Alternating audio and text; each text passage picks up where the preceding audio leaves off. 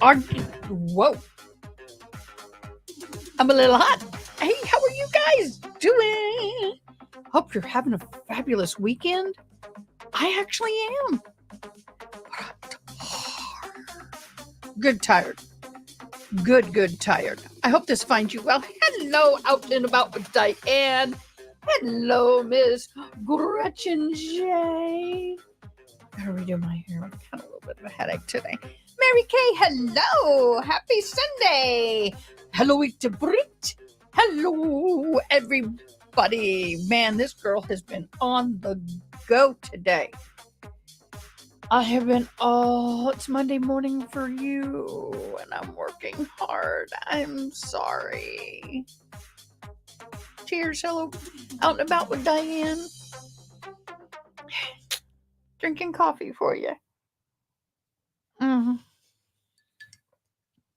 Well, as some of you know, I had a special weekend planned, and yesterday did not turn out the way I had hoped it would. What's the word I'm looking for? It's Monday for me. Gretchen says we cleaned up our yard and now finally decorating for Halloween, which is huge in our neighborhood. It's huge in our neighborhood, but I'm not going to do it this year.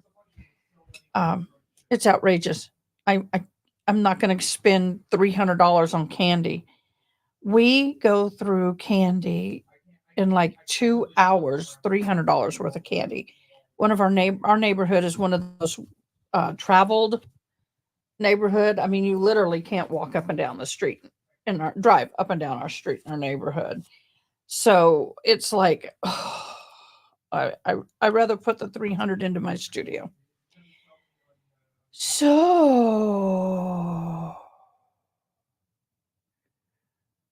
a lot of people I've invited, just asked people if they wanted to come in. They could today. So we had, sent it to her. Okay.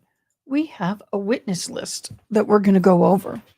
So for me, what did I do yesterday? I was supposed to go to the museum in my native regalia and do all that, but life happens. Didn't get to do it. It's okay. It's okay.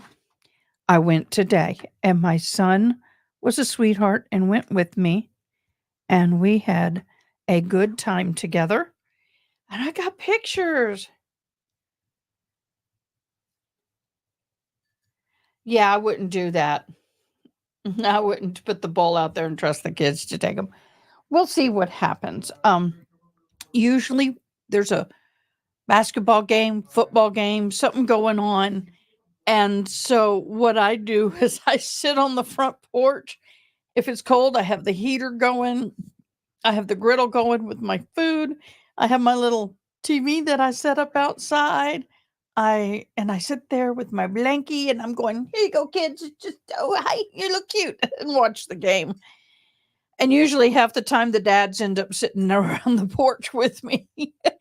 They go, Mom, y'all go on. I'll catch up. When y'all come back, I'll get you. So interesting. So I want to share with you some of the photos that were taken at this. It's not what I wanted to do. I wanted to do it this way.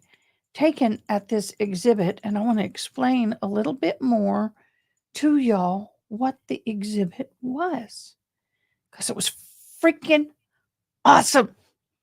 There was a lot of native paintings and things like that. But with this, it was a physical art, and it was taken from the part of the jingle dress, which makes the sound. And that part is called the jingle, but it originally was made from the skull caps. There we go.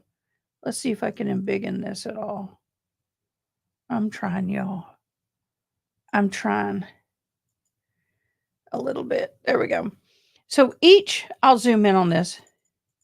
So each one of these little cones is hung on material, or what's that stuff that I have around my dress? A ribbon or piece of material about this long, and they're wrapped around the knot. And now you can buy them made, but the original ones were made using the skull diplet. So anyway, this is me in front of one of these that was hung, and you could touch them. Now, I couldn't hear it, but it sounded like rain. It sounds like light jingling rain. And my son took the pictures. I'm just walking through looking at this, and yeah, that's me and my regalia. You can tell how big these are. They're huge. And my feather actually is that tall, right where my little cursor is. It's tall. They're tall feathers. But this red shawl is my shawl. But look, that is the exhibit. But I don't know if y'all are liking this or not. But let me tell you, that was wool. That dress is wool, and it was 100 degrees outside. But oh, it was awesome. Thank you. I don't know how many, but here, I think you can get a closer up of these. Yeah. Can you see the ribbon it's hanging from? And then they put it on this plastic mesh to hang it. You can see it hanging through but these are horrible. You have to crimp them. You tie a knot in the ribbon and crimp the cone right here around it. And then when they hit together, they make a jingle. But you can see my feathers. My little thing sticking up is from my feathers. So kind of like that one. Kind of like that picture. I ain't gonna lie. Oh, it was a lot of work. A lot of work. A lot of work. I love the close-ups. But standing underneath it and then just wrestling it, you can they could hear it. It's like whoosh, whoosh, whoosh. It's like rain and Tinkerbell and rain at the same time. Although I couldn't hear it, but I could feel the vibrations. It was awesome. You can tell that's one of my favorite. Oh, dinner at the lake, Austin. So that's what I did today with my beautiful son. Had a good time. Really had a good time. So, where are we on the Boone trial? Does anybody know? I kind of do. Just want to see what y'all know. Let me go to the record search and just make sure something hadn't popped up while I've been out.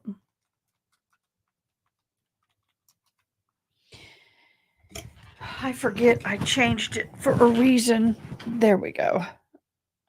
Get it up off my desk. I don't think the change in the sound is anything different for you guys. Cars.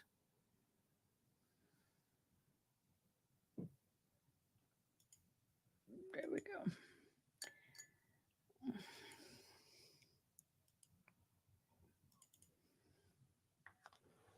It's pulling up. But we do have a potential list.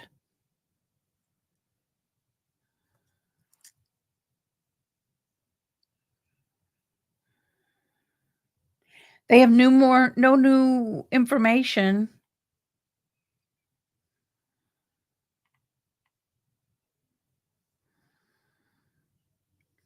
It still says postponed till 9 a.m. jury selection. So do we think we're going to get any kind of feed? I know. Jury selection is tomorrow. So we've had several lists kind of floating around, right? So on the Sarah Boone's list, okay, she has Dr. Julie Harper, forensic psychologist, which we've been listening and hearing about like crazy. That's been a part of their motions to get her back on the list. Michael Brandon, clinical psychologist expert for the defense. So you have two clinical psychologists. Well, you have a forensic and a clinical psychologist. Then Dr. Michael Birkland, crime scene reconstructionist. Oh, and death investigator. Yeah, Mary Kay. I have a sneaky suspicion the suitcase is going to make a surprise witness. What's the word I'm looking for? Appearance. The suitcase is going to make the surprise witness appearance. Dr. Brennan from the state, Joseph O'Neill, the Orange County Sheriff Office, questionable for the state. Deputy Kayla Rodriguez, of course, for the state. Detective Chelsea Copesel. I have a hard time. I want to call her Copesel. We have a business that's called Stopel. I want to call her Copesel, but it's not Copespel. Copesel. Cselll. She is going to be video. Detective Lowen, video. Brian Boone, Sarah's ex. 911 operator, medical examiner, Sarah H. ZYDOW. Whoa, ICZ.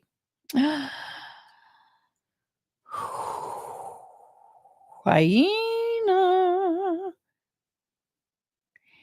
What should we name the suitcase? Anybody have a name for the suitcase? Should we have a name for the suitcase? Just curious. Do we want to name the suitcase?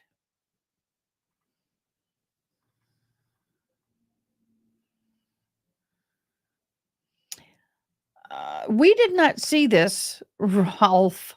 Oh, that was my twin brother's name. Ralphie? Oh, Ralphie. Ralphie. It's a suitcase of death. Zippy. Hey, that's cute. Hey, Zippity. Come here, Zippy. Zippy. Yes, and every time we see it, I can go zippity doo da, zippity yay. My oh my, aren't we having a good day? You know that one. My oh my, what a wonderful day. Plenty of sunshine coming my way.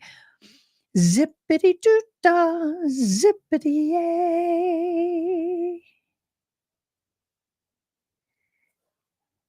Zippity, we having a good day? A good day? I still need someone to help me with sound bites. I so need sound bites. Oh, the Samson, like the old Samson suitcase. Samson is still there, y'all. Samsonite unzippity. Well, it depends on when we use it. Ditty letter. I'm looking for another. I thought we had another list of potential witnesses. Oh, that was probably from her. Oh, y'all, I still want to do that magnet fishing and have the suitcase and all that make an appearance, but I kind of had somebody say that would be very distasteful and may not go over well. So if I do it, it'll be members only live. Hi, Brett.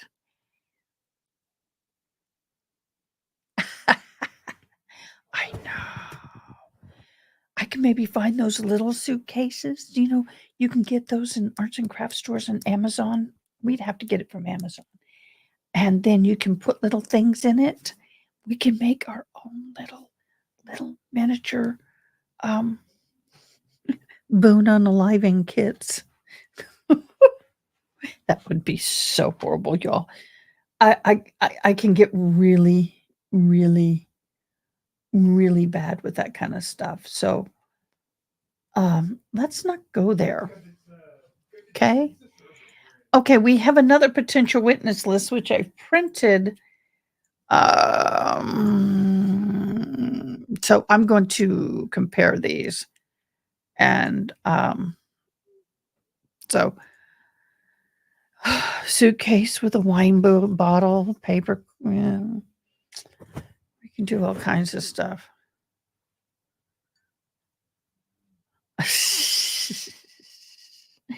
Well, I thought about going to Goodwill and getting one of those smaller suitcases and throwing it in the river and pulling it out, and there'd be a skeleton in it. People kind of went, ew. Okay, so this is another potential witness list. It's Deputy Lisa M. DeLeon, Deputy John A. Martinez, Deputy Kayla C. Rodriguez, Deputy Nathaniel A. Taylor. If we get it trending, the Chelsea Copesville costume will. We're going to do a Halloween party, and y'all can dress up and send in pictures or come on live. You just got to have a camera. Vincent Battlegalia,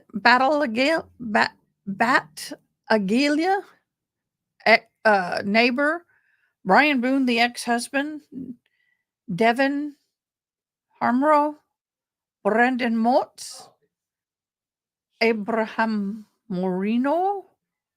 So we got, hi, Jedi. How are you doing? Hi, Paula. Hi, everybody. Thank you for joining. We're thinking about calling the suitcase Zippity. We were going, someone said, well, we kind of fell into the name, the suitcase thing. And I thought, zippity doo da, zippity yay. My, oh my, we are having a good day. Yeah. I'm so bad. So I'm going to leave this witness list down here and this one up too for tomorrow.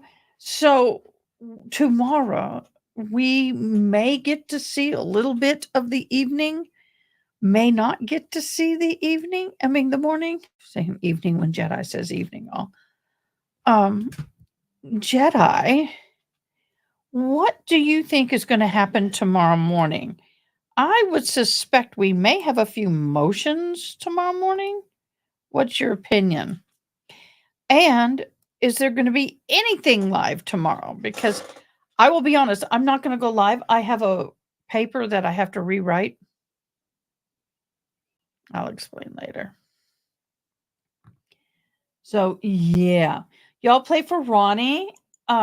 She had, let me get down to make sure I say it right. 4-hour root canal. Ooh. Yikes. That might not be a good idea to talk today. And but tomorrow we still have this other trial. Yes, the Emily D. Baker lip gloss. So yes, even if we do not have the actual anything today from the Boones trial, we will have people in the courtroom and we'll be waiting for those reports. But my concern is how many of us believe, and y'all can thumbs up if you agree or you say yes, how many of us believe this is going to go on tomorrow? Does anybody have any reports as to Orlando's conditions? Yep. They jump into jury selection first. They don't have to keep them waiting. Motions after everyone is ready. Jury selection won't be aired. Of course not. Motions may be or may be aired on a delay. Well, the reason why I was wondering is one of them, one side, and I bet you guys can tell me which, might ask for another week delayment because of the storm that came through.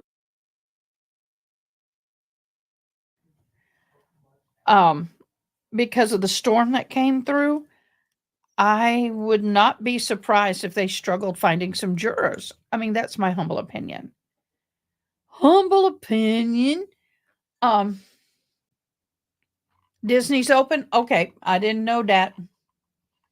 Mita didn't know that. I saw something I wanted us to watch, and I passed it. Now I can't find it.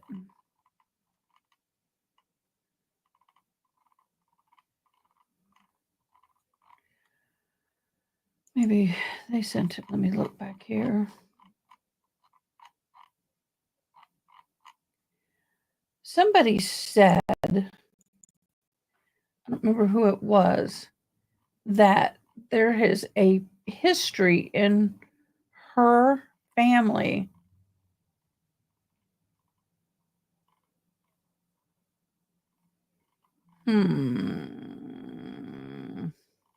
Can't find it now. Well, if Disney opened, then they're going to have court. It's just my wonder. Oh, yeah.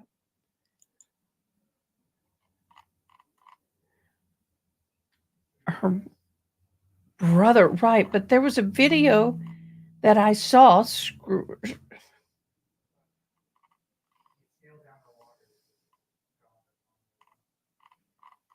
That was sent to me about that, and now I can't find it. I saw it a minute ago. Donna Adelson, let me let y'all know that trial may not happen until this time next year, because of all the trial drama.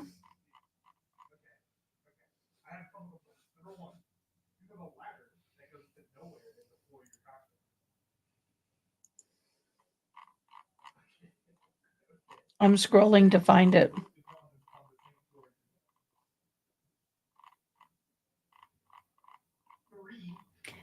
I don't know where it is. It disappeared. Let me go this way. But I wanted to play that for us.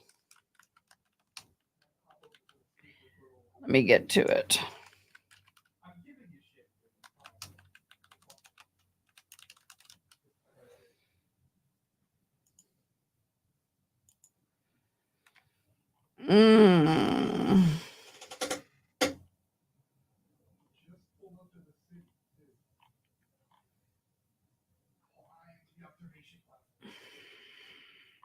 Okay, guys, I'm going to have to take an immediate comfort break. I'm going to play this again. I want us to remember reasons why.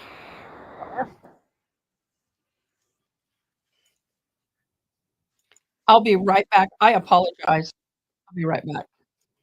She's going to have to tell that to a jury, because she whipped out her phone afterwards and videotaped him begging for his life as he slowly suffocated.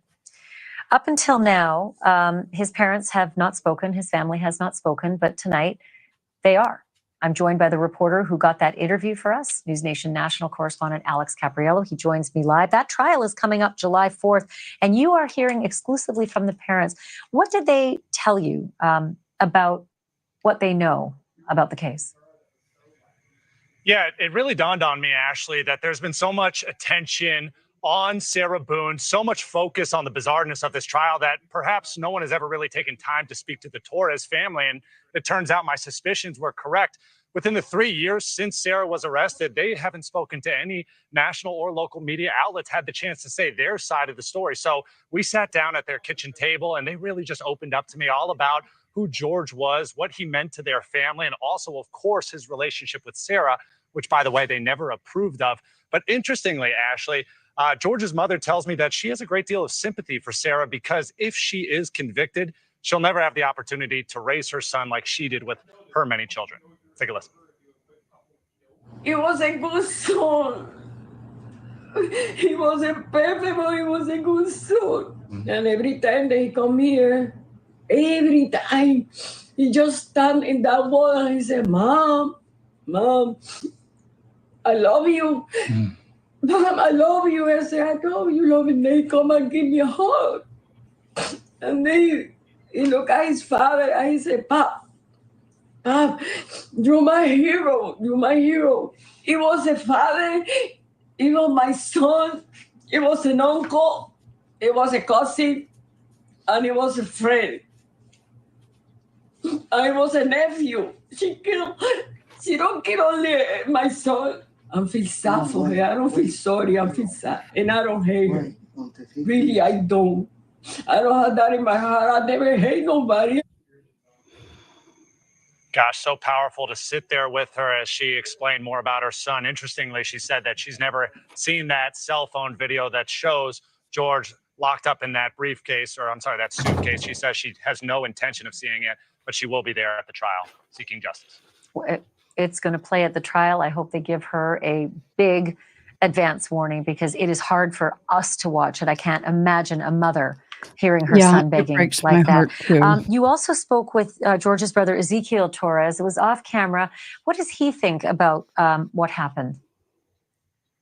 Yeah, it was really a struggle for Ezekiel to talk about his older brother, George, because for so long during this relationship between George and Sarah, the family just disapproved of it. They disapproved of Sarah. And so Ezekiel told me that when he saw Sarah and George walking toward him, he'd turn his back and walk away. And that now has led to an immense amount of regret that he has, that he didn't have a chance to actually say goodbye to his brother. So he's certainly going to be at that trial. He wants to see a guilty conviction come down, because he sees thank you, that Jedi. is the only way that his brother and his family, who are just so heartbroken, can get justice.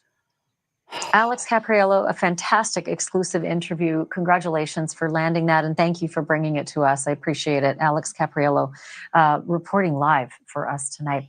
Thank you for watching. Go to newsnationnow.com to find News Nation on your television provider, and don't forget to click the red subscribe button below to get more of News Nation's fact-driven, unbiased coverage.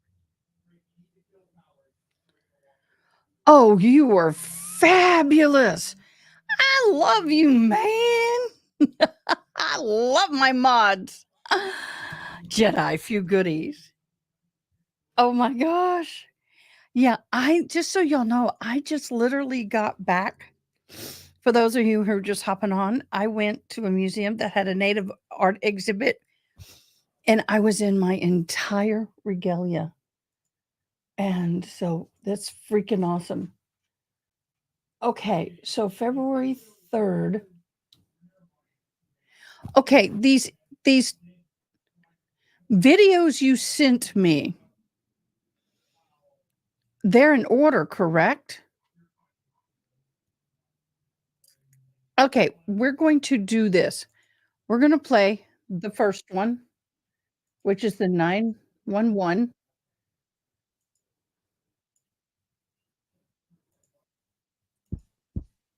Oh, that's creepy. We're putting a puzzle together. We've been doing some artwork together. You are putting a puzzle together? Yes, we have a puzzle that we started in there. Okay. We've been doing art, trying to take stuff off the wall to make new art put up there, like having a good time with one another. But we're drinking. We had a bottle of wine last night. Okay. So then it's like we decided to play hide and seek, right? Okay. So he gets in the suitcase. Okay. Who is this guy? That's my ex-husband, my former husband. How did he live here with you guys? No, I called him over here. Okay. Okay. I didn't know what to do. Okay. I didn't know what to do. Okay. So then he came over here. Here, let's talk in private, okay? I called you guys. I tried giving him the problem is I fell asleep. When did you do CPR?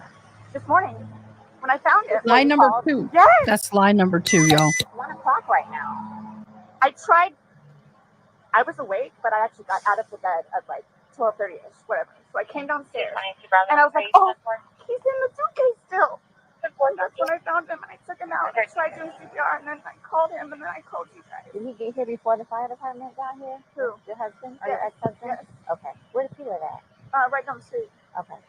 So you were praying and who gets him up in? I did, but then I fell asleep. Okay. Okay, I know we've seen a lot of these, but please let's watch. I'm watching this now with a more critical eye because of all the emotions and everything. and the fact that she is definitely going to be using the battered spouse syndrome. And so with the battered spouse syndrome, that is not a defense. It's not. It's a reason for what you did, but it's not a defense. It was enlightening to listen to these and then the interrogation again. Some of her reactions make so much more sense. Exactly. So I know a lot of us have seen a lot of these. I'm going to try and get as so much in order as I can. Thank you so much, Jedi Jess. The timeline. Wish I could have biggen this. Let me see if I can. I can for me.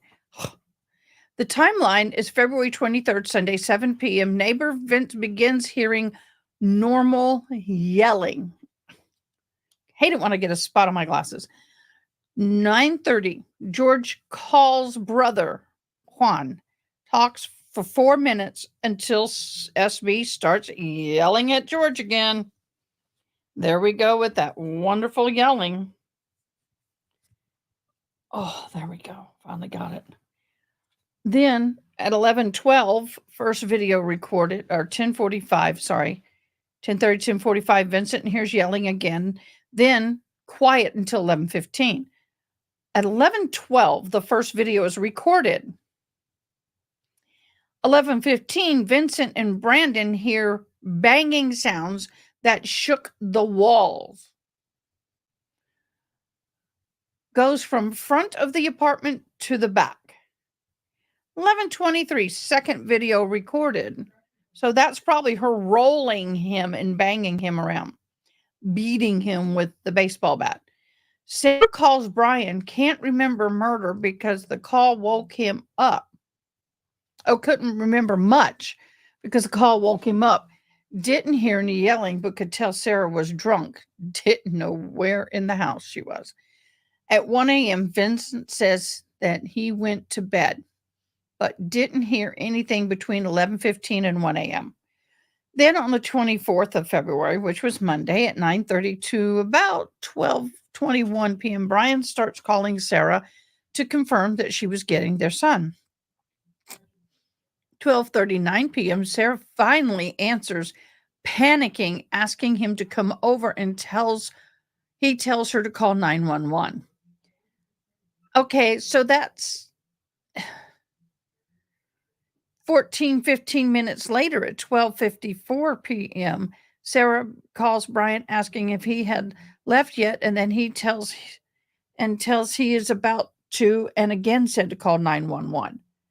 Oh, this is new information, y'all. Oh my gosh, I didn't make that connection that there was that big of a gap.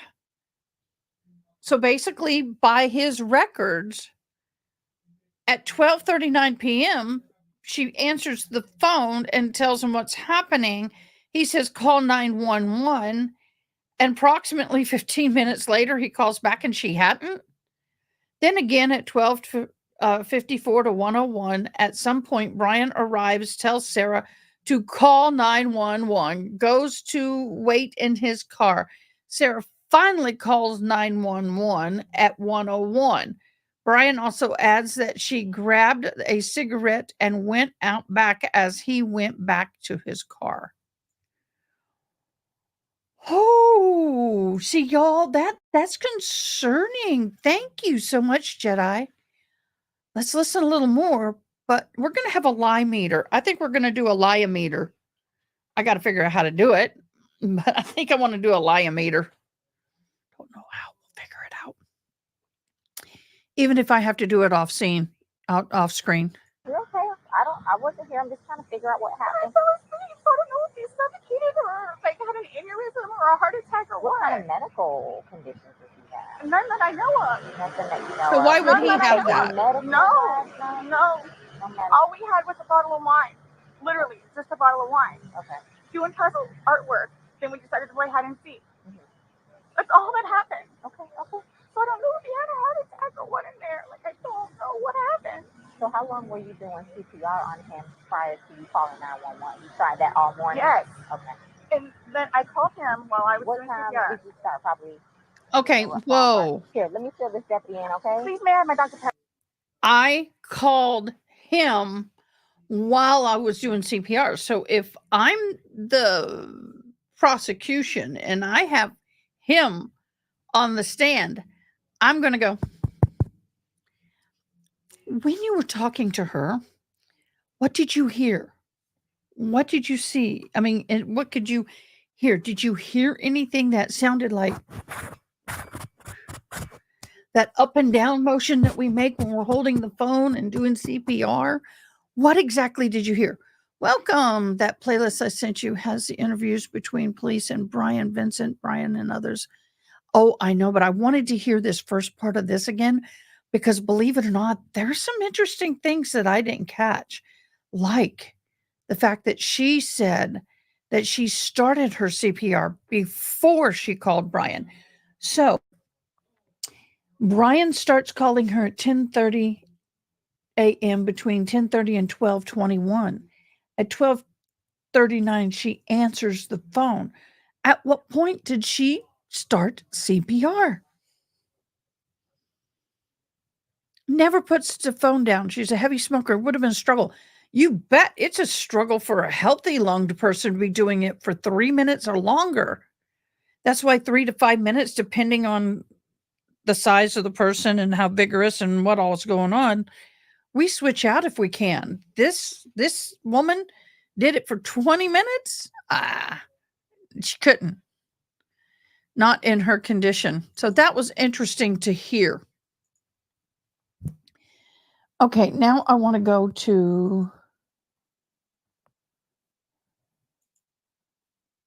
interrogation February 26th, of Juan Torres, the 2020. The brother. time now is approximately 13:22 hours. This is in reference to Orange County case number 20-017904. I haven't heard this. I'm currently located in my unmarked agency vehicle outside of yard in Orlando, Florida. In the car with me is my partner, Scott Lower. and in the front seat is, sir, can you state your name for me? Juan Torres. And your birthday? 31. Okay. And you are the brother to George Torres Jr., correct? Yes, ma'am. Okay. It came to my, your parents had explained to me that you had a conversation with George a few days ago. Do you True. recall that specific date? Yes. True. It was Sunday. On Sunday. So Sunday, we're looking at the calendar together, the 23rd? The 23rd. Okay. So February 23rd, you guys had a conversation. Do you recall what time that conversation took place? 7:30. We'll finish at 7:30. Do you remember what time it started? Do you by any chance still have it in your call log?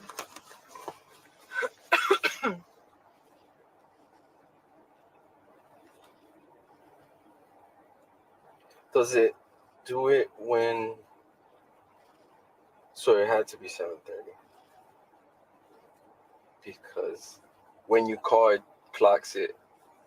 It doesn't do it at the end. It starts it. It starts it, and so then it 7 tells you how long you talked for. So it was 7:30. Okay. If you do have it in your call log, I'd love to take a picture of it if you still have it. Something right here. So it'd be Sarah. Yeah. Okay. But, If you click, I'm just gonna. Yeah. There we go. Do you mind if I Yes, take a photo? No, it's fine.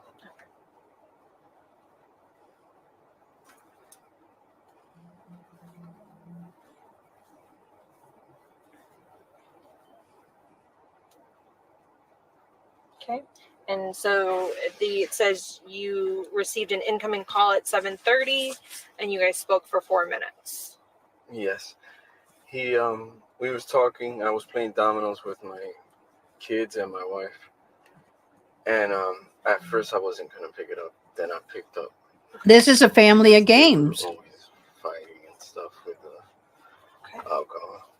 So he started talking to me. He was calm. So I was like, oh, okay. So I put it on speaker. So my kids are there, like they're joking around with him, and he was joking around with them.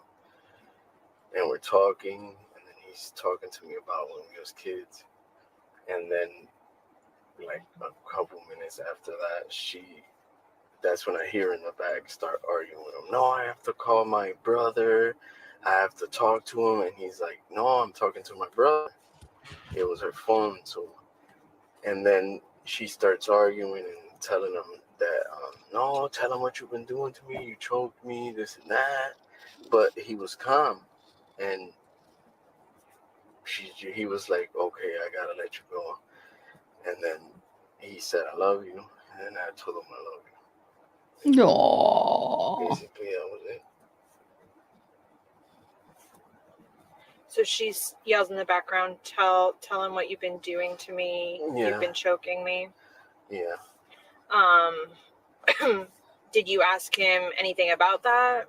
No, because the thing with them, they would fight and they would hit each other. Because there was times he came here and she had hit him with a phone and he had a black eye. So it was like... Did you witness that? I didn't get to see it, but Okay. he told me himself. Okay. So you guys know that there's domestic between the two? Between them. And I told him, get out of there, get out of there. I would tell him, leave.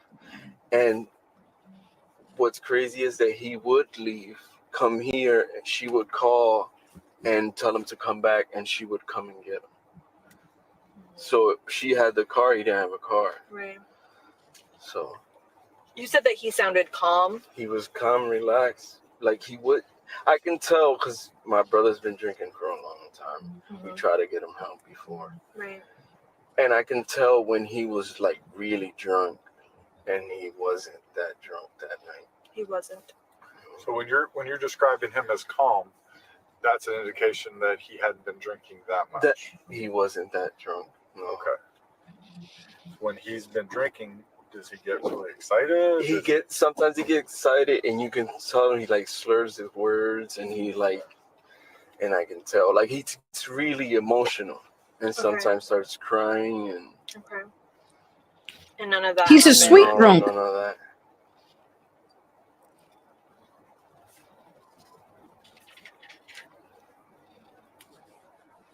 Have you ever witnessed them physically fight? I've seen them because I've been to their house and she's come out all crazy. I went over with my wife and they had called me to go over there. She had called me to go over there. Sarah? Sarah had. Okay. And I was like, okay, I'll come over. That he wanted to see me. So I went over. And as soon as I get there, she comes out crazy because she saw some guy peeing around the corner. And she was trying to fight the guy and argue with the guy. And my brother was like, yo, calm down, B. Just calm down. And it was like, I went to that. That's why I would try to avoid everything. Like, I would call, whenever he called me, I talked to him. I tried to talk to him. But it was always, like, they were always. Did she physically touch George, or was she just getting really upset? And like she came out upset. But there's a person, I can't remember, somebody seen him because he was on a bike one day and he told me, I can't remember the person it was because he was on a bicycle and she hit him with the car and I can't remember who the person was and he told me. Okay. Have you ever seen any marks on George? Yeah, around his neck, eye. Like what kind of marks? Like the time she hit him with the phone. Okay. He had a black eye, scratches all over his neck. Would you see Sarah every time you saw George? Off and on. Like if I would go over there, I would see her with him. And then sometimes if he ever came here, I would see him. Or sometimes when I would go over there, he would just come out and I wouldn't see him. So you more saw your brother than Sarah? Hey, Brax, you want to join us live? Because hop on if you'd like. I've seen her. She was sometimes you want to, Brad? Marks and stuff.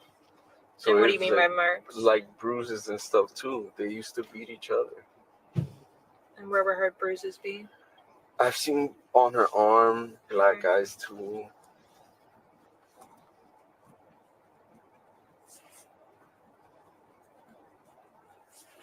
Okay. Did George ever confide in you about their domestic?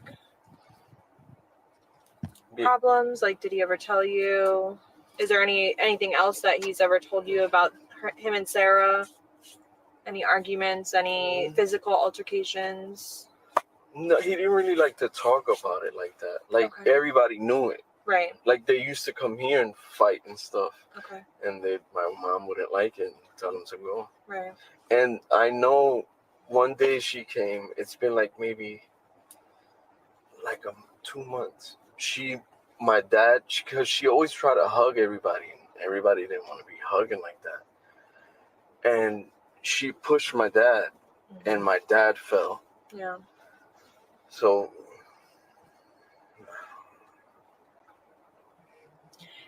would they always would Sarah always be intoxicated when you saw her? Most of the time.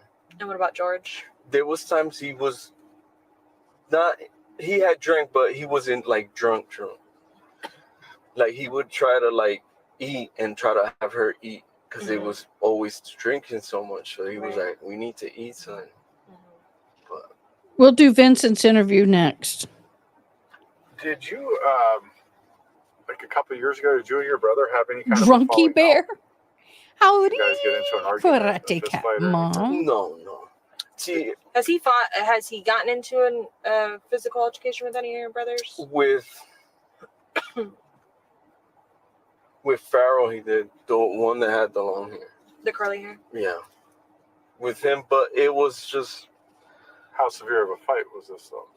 Nah, brothers. Did he Anybody go to the hospital? No, nothing like that. Anybody have, like, bloodied lips, broken noses, anything like that? I hate that picture. No. Oh, he had with my other brother, too, with Mo. George had went to the hospital. George went to the hospital. Yeah, George. And it was a few years ago, like 2 years ago, maybe 2.5. Yeah, but we've renamed the suitcase Zippy. She said they was drunk. They was at my Mo's house, at Moses' house. That's the other one. Moses. His name is Moses. Is it last name Torres? Torres. Okay. They had got into it because Sarah had came and said that George had beat her, and then they got into it. But I wasn't there that day. Moses he can tell you about that. But George did go to the hospital. George went. George was in the hospital for that. Do you remember what injuries he sustained? Something in his eye socket. She's creepy when she's drunk. The nose, maybe? I think his nose, too. But this is the victim's brother his, speaking. Orbital? Yeah, the orbital. Yeah. George Torres' Junior's younger brother, Juan Torres. All right. Is there anything else that you think is important for us to know about your brother or Sarah and their relationship?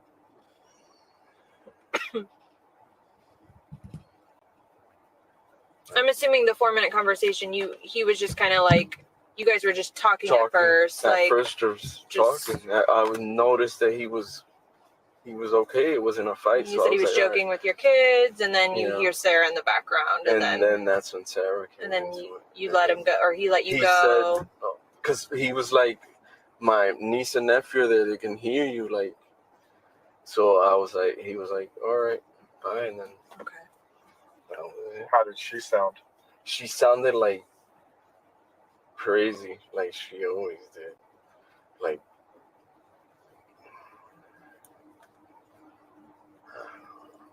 she was always like that, crazy. Like, she would just start yelling. Was she yelling any kind of threats or anything? No. She was just saying about calling her brother.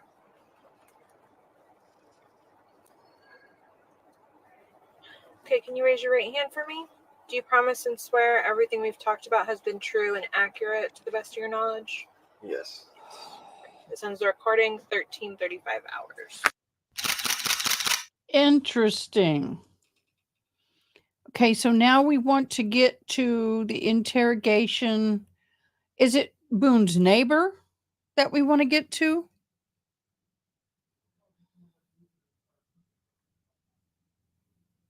Or the ex-husband? We have interrogation of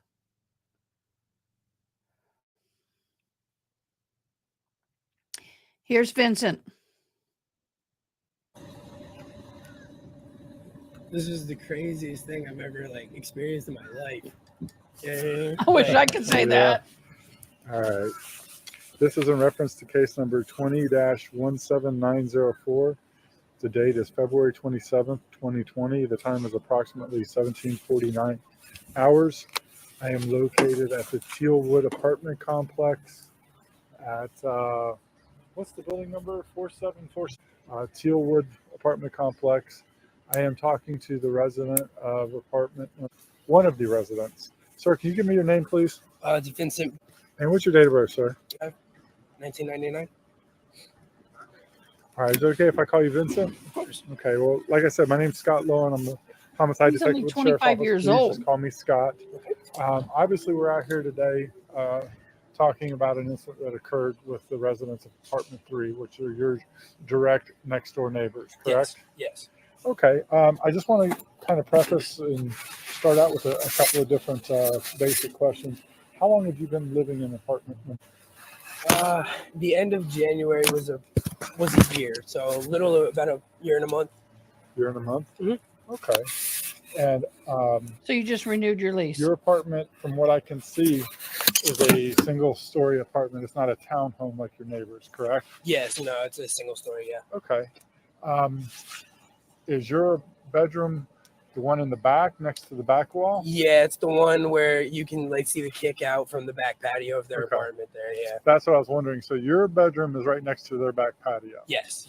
So you get to hear everything that's going on in the back patio, or is it On the back entire time? patio and the living room, because their living room at the bottom of their stairs is right next to where my head lays on my bed. Okay. So literally, and it was an every night thing, with the beat, and it wasn't even just him on her. It was they were going at it, at each other, and it was really? it was just really bad and really loud, every night. Was it, you mean verbally? No, physically, yeah. It was So what were you hearing? And why didn't it you was call the police? I don't it was never I couldn't physically hear hitting, you know what I mean? Okay. But I heard thrown up against the wall, or Okay.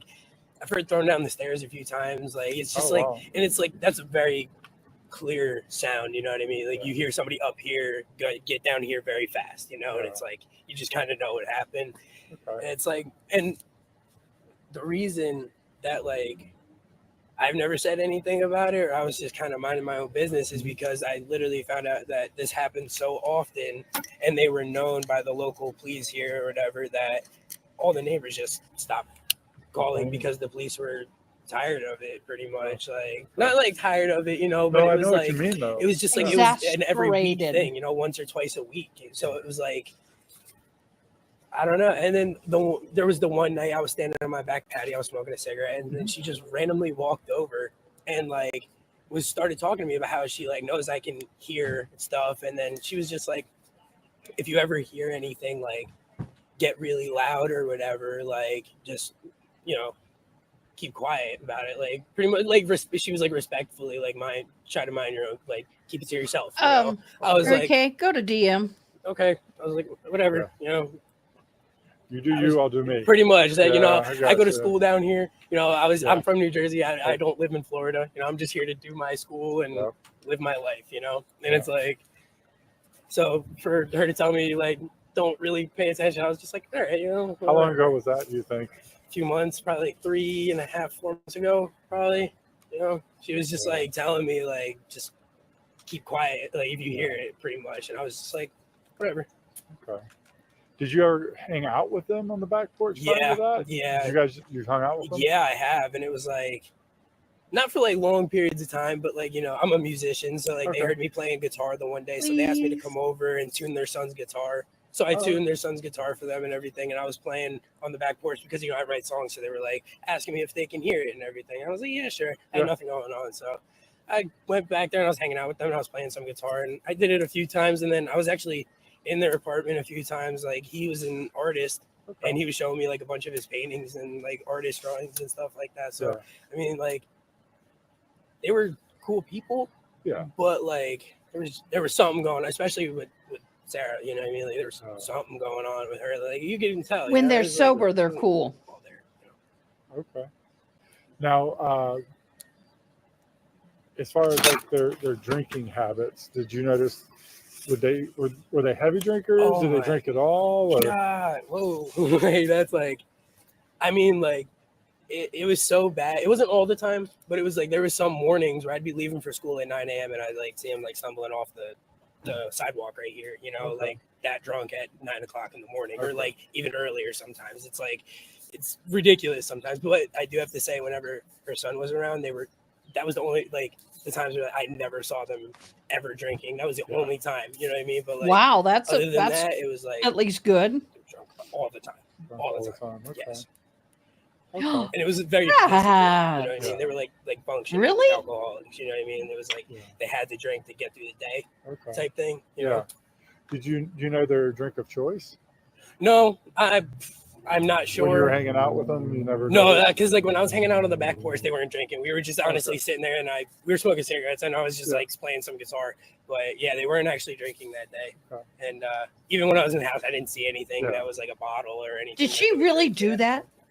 Are you kidding? How old are you? Did she 20. really do that? I'm gonna make an assumption here. Okay. And I don't mean no disrespect by it, Yeah, but yeah, I'm yeah. assuming as a 20-year-old, Yes, you have smelled what marijuana smells like when it's burning. of course. Now, have you ever noticed that coming from their place? I No, hadn't. They're not smokers or drinkers. Definitely not. They're. Okay. I don't believe they're like towards like any type of drug. You know what I mean? Like, Good. How are you? I don't think they like were on any type of drug. Okay. You know what I mean? It was just like very visible, like They were alcohol. drinkers. You know, because like Absolutely. I've had like uncles and stuff that have dealt with it, so like I just know what it looks like to be a heavy alcoholic. You know, and it's just like that's what it looked like. That they just had a lot of drinking Well, don't problems. You leave know. your underwear laying around. Sorry, I'm about to sneeze. Oh, you're fine. Don't walk out, leave your Listen, laundry thank you. going unattended. Were you home on Sunday by chance? Yes. Yeah. Did I you was hear home. anything? Yeah, actually, I did. Yeah, that night. So I was reading the article online about what happened and everything, and like, it's just like that story is just like it doesn't match like what we heard. You know what I mean? Like when me and my roommate heard, it's just like it wasn't that Ooh, wild. that's Like, good the to whole, know. Like it was a joke or whatever, or like whatever, you know. But it was too loud. Okay. Like I literally like it. I don't know about the whole like what the suitcase deal was and everything, but it was just Let's do this. Let's back you up. Yeah. And I want to kind of get this to flow through. Okay. What time did you get up Sunday? In the morning? Yeah. Sunday, I was up at 4:30. I was going to work. Yeah. Holy cow! What time did you get home? I got home at 1 o'clock. So you were at home at 1. Yeah. Did you take a nap or anything, or you just power your way through it? No. I would because I get it home and then I have class the next morning on Monday. So like I just stay up so I don't have trouble sleeping at night. Exactly. You know what I mean? Gotcha. So I just power through the day. Okay. Yeah. So you get home at 1. Was there already noise going on? It was quiet. Yeah. It was. I didn't truthfully I didn't hear anything until like and before like the whole loud noise and everything. I just heard like the normal yelling at the verbal yelling and like the whole like arguing and I hate you, blah blah blah, whatever. That was gonna be my next question. What kind of stuff were you hearing? Yeah, it was just like the normal like it sounds like So a normal it wasn't couple. like a really elevated screaming. It was just no, it was elevated screaming, but it was like normal like their normal. Yeah, it was like screaming. pretty much. I Yeah, got you. Okay. yeah. So that's the normal back and forth. So that was basically going on starting when you got home. I would say probably a little later in the afternoon. Later in the afternoon there. Probably around like 7 o'clock is like because I feel like that's when like the drinks are settling in and they get a little more violent toward each other, you know, and it's like were they outside or was this all inside? You remember? It's set like truthfully when I'm home and stuff, like I'm a music producer, so I'm on my laptop a lot in my room, you know, so like from what I heard in my room, it sounded like they were directly across from me or like directly across and up. So like either in the rooms there or like downstairs in the living room in that, you know, area right there. So did you go out on the back to smoke it all that night? No, actually I quit smoking. I smoke a vape now. So I stay in my apartment now. It's just a little vape now. Good for you.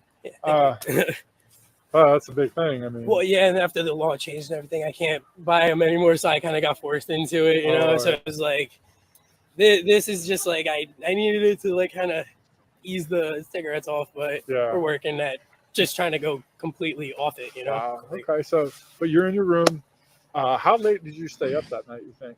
I was up pretty late. I stay up pretty late every night, and I just get so lost in my music. I was up probably till like 1 a.m. Just that because night, it has probably, the right connections around there. doesn't mean Yeah. it's And then the washer and like dryer I said, we were just supplied. talking about it before, me and my roommate. Yeah. You Actually, can't forge your own. They have a communal. that night, right around, it was probably Maybe. right around 10:30, 11 o'clock maybe, Yeah. is when I heard like it get escalated, you know, like it's like the voices got louder, they were yelling, whatever. And then like it got quiet for a little while. And then I heard this really loud, like slamming noise. Excuse me. Do you know about what time that was? Right around 11:15. It was about 15 Okay. minutes span there, you know, and then When you say a slamming noise, does it sound like something hit the wall? like something like was bouncing down the stairs between the railing and the wall and the stairs. Like Okay. all the way down, like, you know, and it was clear because like my roommate even said it too, like he heard it up here and it kind of went away from him, and he's the front room here, Yeah. and I'm in the back, so it was kind of like it was in the middle of the house Coming at you. and came right at me, and it was literally right next to me. And I've never felt this before, but that night I was explaining to him the next day because he had said he heard the noise, and I was like, Exactly. dude, I felt the wall shake. Like it was literally like such a powerful hit against the wall, like It the wall would be. shook, and I felt it. And that was like something that where I was like, I kind of looked at the wall and I was Silly like, mouse. Yes, it was. that was a little Much. yeah, a little much. Ooh, But like that's I thought, and this whole time I really, really thought it was like him, you know what I mean, like going off or whatever. But like I said, I don't know what happened inside, but that's just like what I heard, Yeah. and it sounded like it was just bouncing, you know what I Yeah. mean, like down the stairs between like the wall and like. And that was like a 11:15, you said? Yeah, it was like because we heard. Hello, We Gretchen heard like Shay. yelling and stuff around like Hello, Megan. 10:30, 10:45ish, and then Yeah. it got quiet for like 20, 30 minutes maybe, and then no. Hello, Megan. Roland, just to update everybody, the jury selection is supposed to start tomorrow. As soon as the jury is selected, it could take up to 2 days. The trial shall begin. So we will be on pins and needles, I would say, starting Tuesday. I don't see them being able to pick an entire jury in one day. The judge did indicate he'll bring in 50 people, do the quick cut of those people due to pregnancy, illness, a family member, job can't be gone that long, dot. That's, very quick. And then bring in the next 50, and until he gets 40. Once he hits 40 jurors, they're going to start the more specific voir dires and start selecting at that point. So I'm thinking we might, if best case scenario, Tuesday late afternoon. If not Wednesday, the actual trial will start. Maybe But thank you for 15, asking, Megan. between 15 and 30 minutes around there, yeah. No worries. And it was like then that loud noise, and then I heard like shuffling Sounds around, like it. and then just we both heard it at the same time. It just got silent, and I was just like, okay, I guess it's over, you know. I guess that was like the last, like, then they're done, like I guess they walked away from each other. You didn't know? hear anything after that? After that, not loud enough to where I could hear it through the wall, you know what I mean? I don't know if anything Did you hear happened after. muffled anything, or No, just nothing? It went dead quiet. Not dead quiet after that. Because like, you know, the walls aren't thin, but they're not thick. Yeah, You no, know? I got it. I mean, So they yeah, could have yeah. been over there talking normally, and you would never know. Yeah, because like if they're having normal conversation Yeah. and stuff, no. But like when they're fighting and they're arguing, you can clear. It's like being on the other side of a bedroom wall, you know, because it's apartments and they're so close. But at 11:15, that's the last thing you heard. And what you heard was a thump. Yeah, on the right about, stairway. yeah, it was right about that time, like right around 11:15. Yeah, 11:15ish. Yeah. And you were up till about 1, and you heard nothing else. Nothing. I heard, like I said, like a little shuffling around down there, and then that was it. Did you hear anything? Like, could you make out what they're? Hey, have him grab his buddy's stuff, his food, please. I feel bad. Your stuff is on the ground, and they're going Thank you inside. very much. when they were yelling earlier, could you make out anything, or is it just kind of? It's kind of just You hear like wah, I wah, was wah. saying, it's like you can like hear the whole like I hate you, like, and then like you clearly. Thank you, bro. You can clearly hear like something like the I hate yous and the clear like cursing at each other and stuff, and Okay. you know. I'm going to bring my partner over here. Okay. I'm going to introduce her onto the recording. This is Chelsea Kepsel. She's actually the lead investigator on this case. I'm going to kind of surmise what you told me for her, and if at any point I'm misquoting you, please stop me, okay? Of course, yeah, sure. He got up Sunday morning, went to work about 4:30, got home about 1. Things were quiet till probably about 7. He said that then he hears the arguing. He said it's the normal. He's in his bedroom. He can hear the I hate you going back and forth, you know, at a pretty much high volume, which is their normal arguing voice. This continues on pretty much throughout the night. But at right about 10:30, you hear a lot of arguing, right? It gets a little bit escalated at that point. Yeah, it got louder. And then right around 11:15, they hear this, he hears this banging coming down the stairs. He said hears bang, bang, bang. You could tell it's coming down the stairs because it starts and then it stops right next to him. And when it stopped, he said something just slammed the wall. He said it shook the wall. He said that was the first time he's ever felt like the whole wall shake like that. Mm-hmm. He said after that, it was quiet. He was up till about 1 o'clock. But prior to that, I was just trying to, did you hear any threatening anything prior to that? Was anybody screaming, I'm going to kill you? Or no, I never heard anything like that. Not that night. Have you heard that in the past? No, I've never, not that I can recall, truthfully. Like, I can't remember ever hearing, like, I'm going to kill you or, like, any type of, like, threat towards each other like that. But, like, I've also, like, it's very visible with them sometimes. Right. It used to be, you know, like, it'd be very loud arguing, you know, and then the next morning you see her outside and bruises on her face, or him out here with, like, scratch marks everywhere, bruises everywhere, you know. It's, like, it's just very visible what was going on and everything. Right. And it was just like I was saying before, I just kind of, there was a time where she literally came up to me and she was like, no matter like what you hear, pretty much, like, just kind of keep quiet about it, you know, respectfully, like, mind your own business. And I was just like, okay, you know what I mean? Like, okay, you know, I remember when that was? I would give about 3.5, 4 months ago. Okay. Yeah. Not too long ago, but not like very, very recent. Right, you know? right. Okay. He said the arguing was nightly. He said the reason the front office hasn't heard anything more is because everybody just kind of gave up calling. Yeah, it was like Would you complain in the past or no? No, I never did. It was exactly, like, Brad. We've been here for so long, and all the other neighbors around here have been here for so long and stuff. And if you if you kept up with the accidental and pled guilty to accidental, she'd be practically done by now. People just don't really like them all that much, you know. They were like very. Yep. I guess it was just the way they came across, you know, with everybody. You know, it was just like the way they presented themselves. You know, they were always drunk, like I was saying before, like always, like sun up to sun down type, like all the time. And it was like, I guess people just didn't really want to interact. Yeah, because it's like, you know, I wouldn't. Sure you guys have interacted with people who are very. I'm here over the limit, like drunk and stuff, and it gets very annoying after a while, you know. So it's like conversations can't last more than like 2 minutes tops, and it's just like everybody wants to go, you know. But they're always consistent about like being there, and that's why nobody really liked them all that much, you know. Yeah. Okay. Is there anything that I haven't asked you about that you think would be good for us to know about this or them? I don't think so. I think I've pretty much like covered everything like that I thought was, you know, necessary from that night or whatever. Like what I've heard, you know, in the past and everything. That was just like, it was just, you could tell it was just a very violent relationship that was never gonna do any good, if that makes any sense. You know what I mean? Like it was just a very toxic relationship that had a lot of problems. Could you do me a favor, raise your right hand?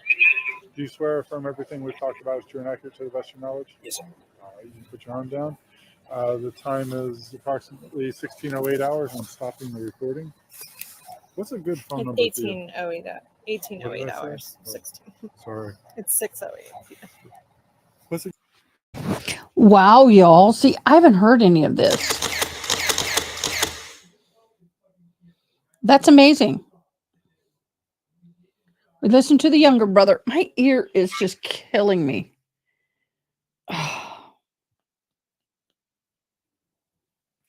It's just had the hearing aids on too long today. Okay, so we had the Vincent. We've heard Sarah Boone's neighbor, Brandon. Oh, I want to hear that one. I haven't heard that either. It's February 27, 2020. The time now is approximately 17:48 hours. This is in reference to Orange County case number 20-017904. I'm currently located at 4748 France Lane, apartment. France Court? You sure?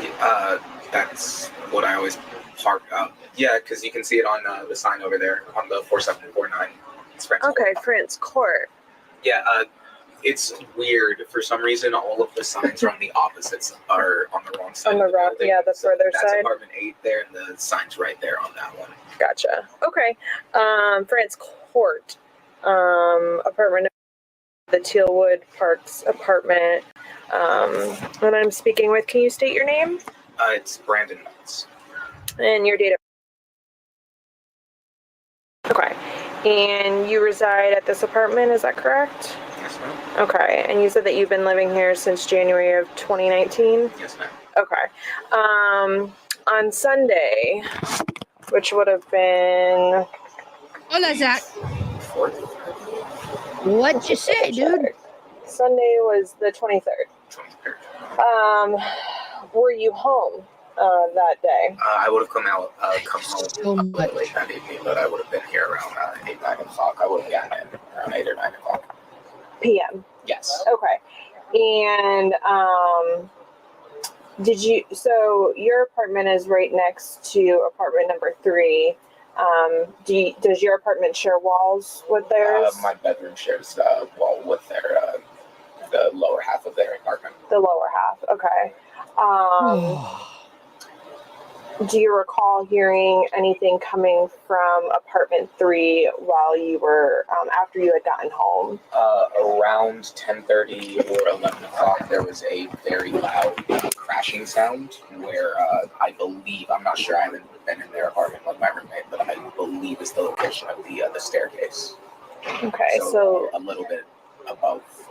A very loud, you said crashing sound? Yeah, like it sounded like something had been like falling down the stairs. Because it started up high and then it ended low. Okay. And when you heard the loud crashing sound, did you hear any voices? Like, could you make out if you heard a male or female's voice? I couldn't hear anything, no. Okay. Is that normal for you to hear noises coming from their apartment? Not loud. But not that loud? Not that loud. Okay. But, I was her attorneys. I tell them, you take a plea deal and get this done with. You are so toast.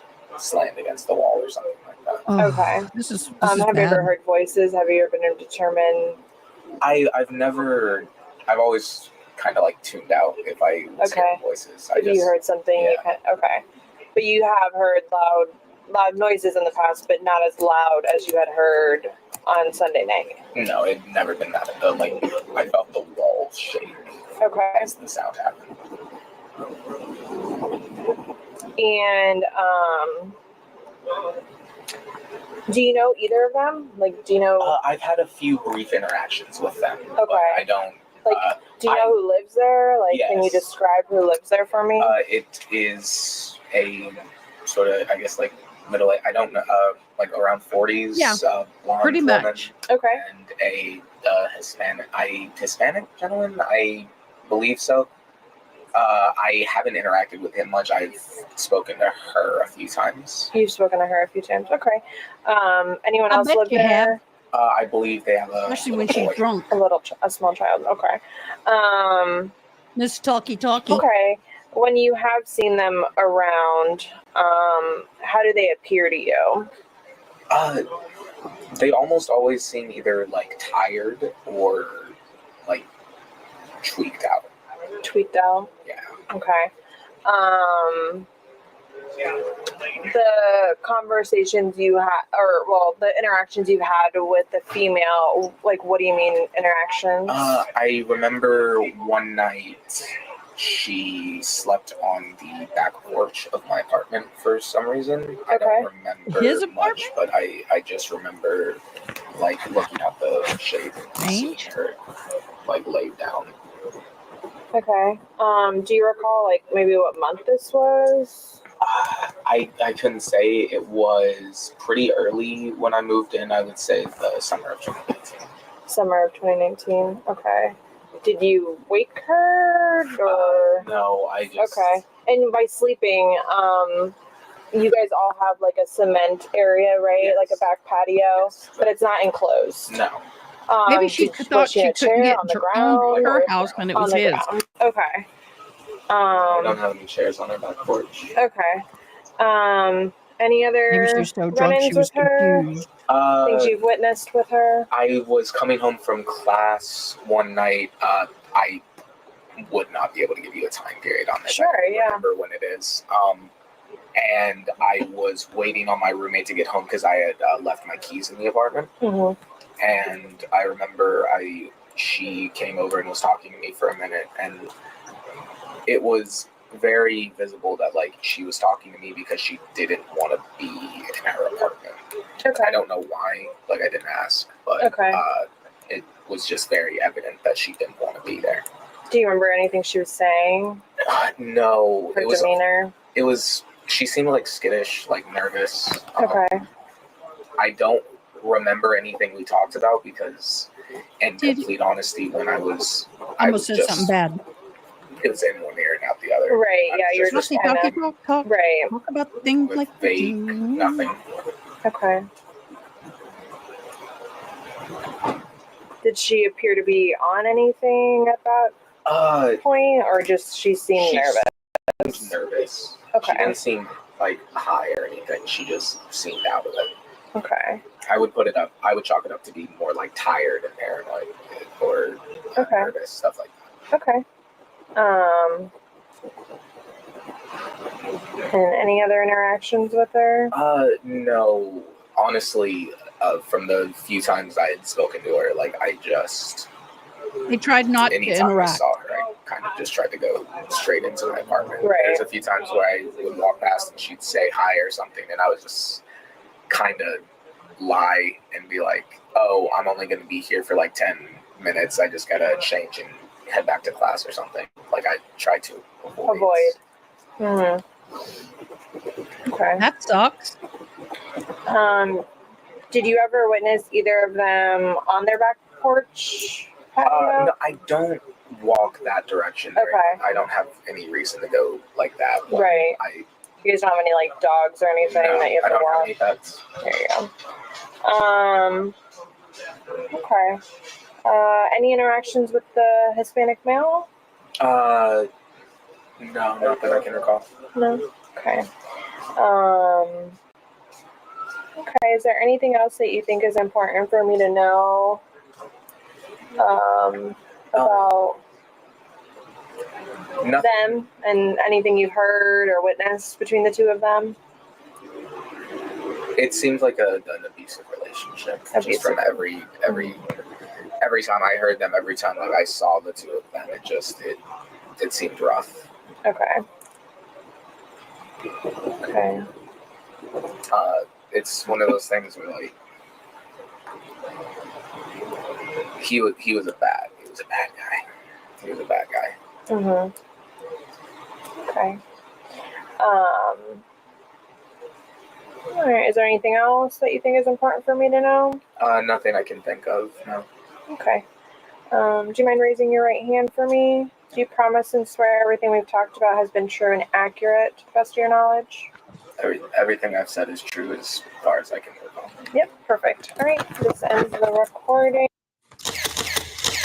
Okay, y'all. So let's now see about the ex-husband's recording? It's February 27, 2020.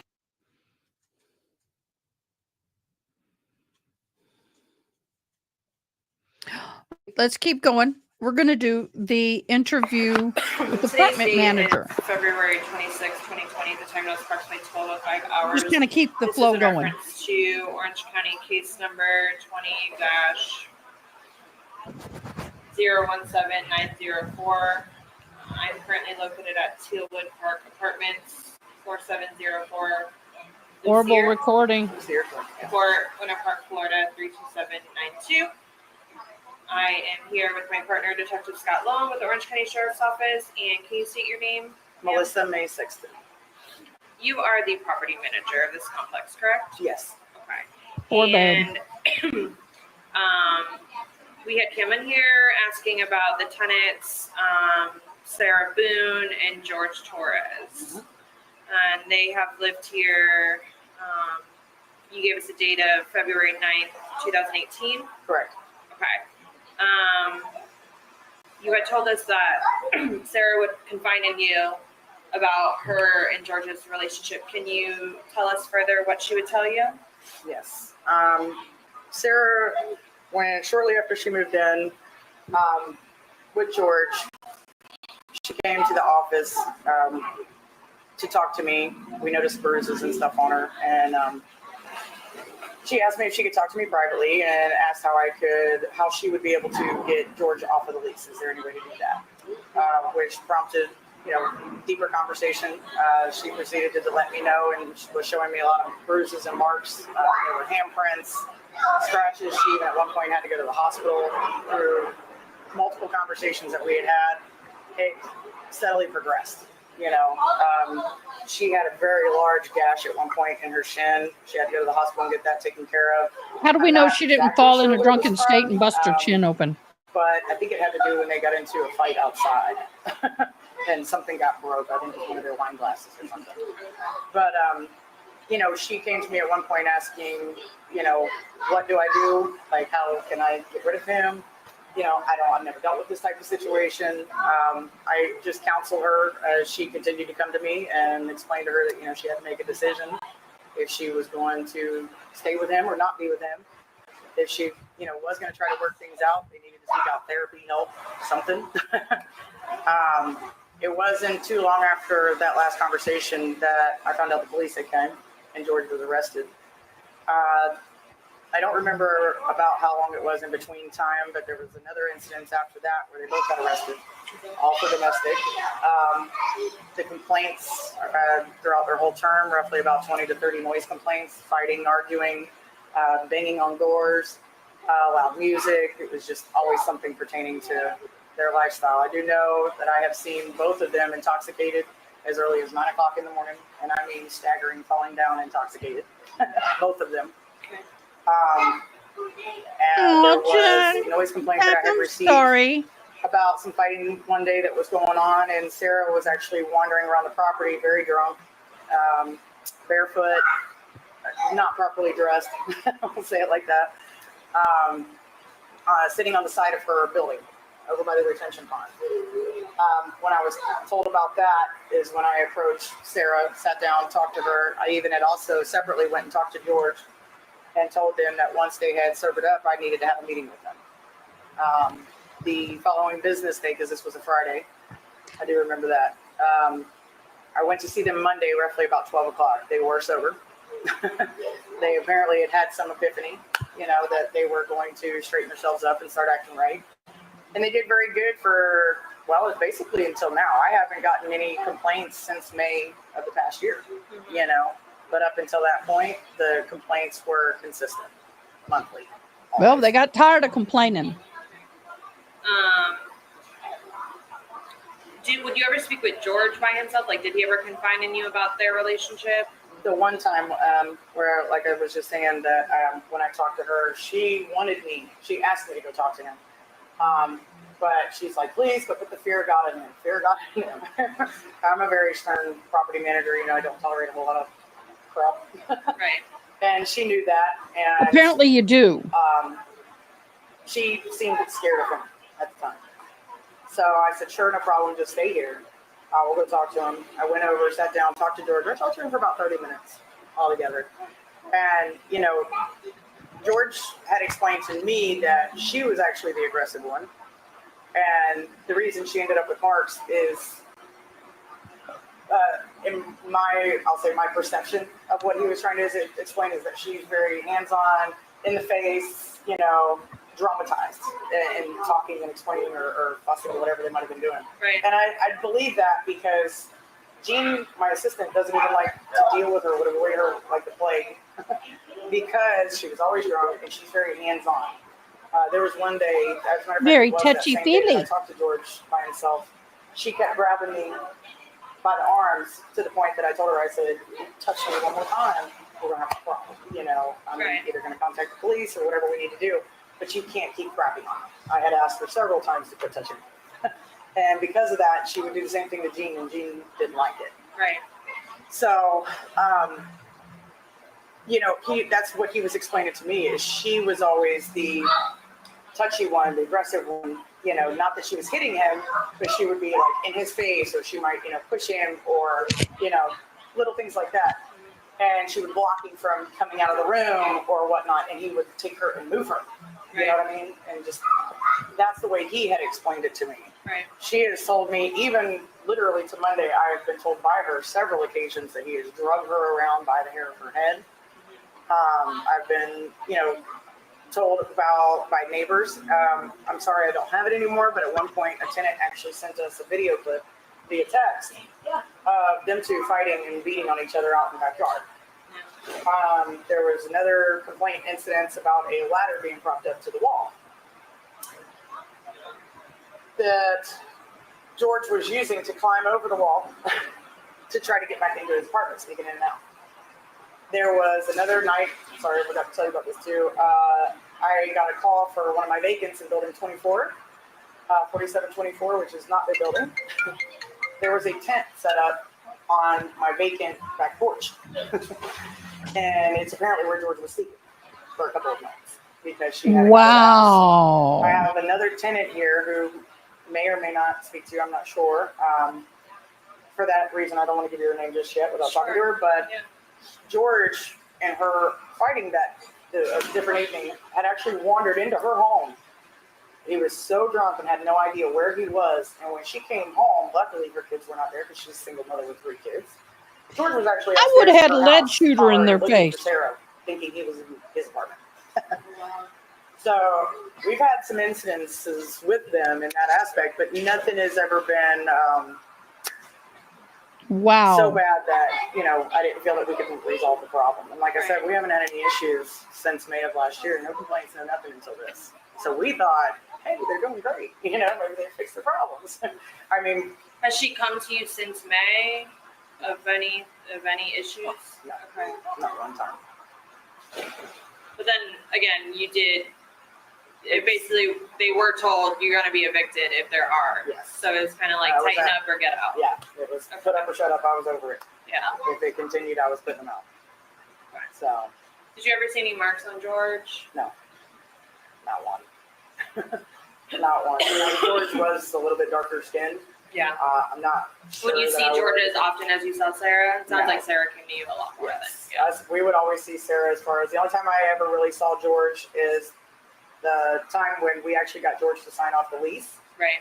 And he came to me and said, you know, I can't get back in the house. She's got all my personal paperwork because would you please have a conversation with her so that I can get my personal paperwork back from her? He goes, but do you have a bolt cutter, set of bolt cutters for my bicycle that's out back? And I said, what's it chained to? You know, and he said, it's actually chained to your AC unit. I said, yeah, no problem. I'll cut the lock. I'll cut the lock for anything attached to my AC unit. It's not supposed to be attached to that. Right. So I went out back and actually cut the lock on both of the bike locks because Sarah would not answer the door for me because she knew George was there. Once George was gone, she had actually, because Sarah had my cell phone number. Being that I had already went through and just got out of a very abusive relationship, Sarah knew that because, you know, I confided in her and explained that she did feel a lot more comfortable in coming to me. So she I told her if she ever needed someone, you know, or it was an emergency, she could reach out to me, and I would do what I could to help her. You know, I felt bad for her. But after a while, when she just kept taking him back, I just told her, I said, you know, you're just gonna have to call the authorities on your own.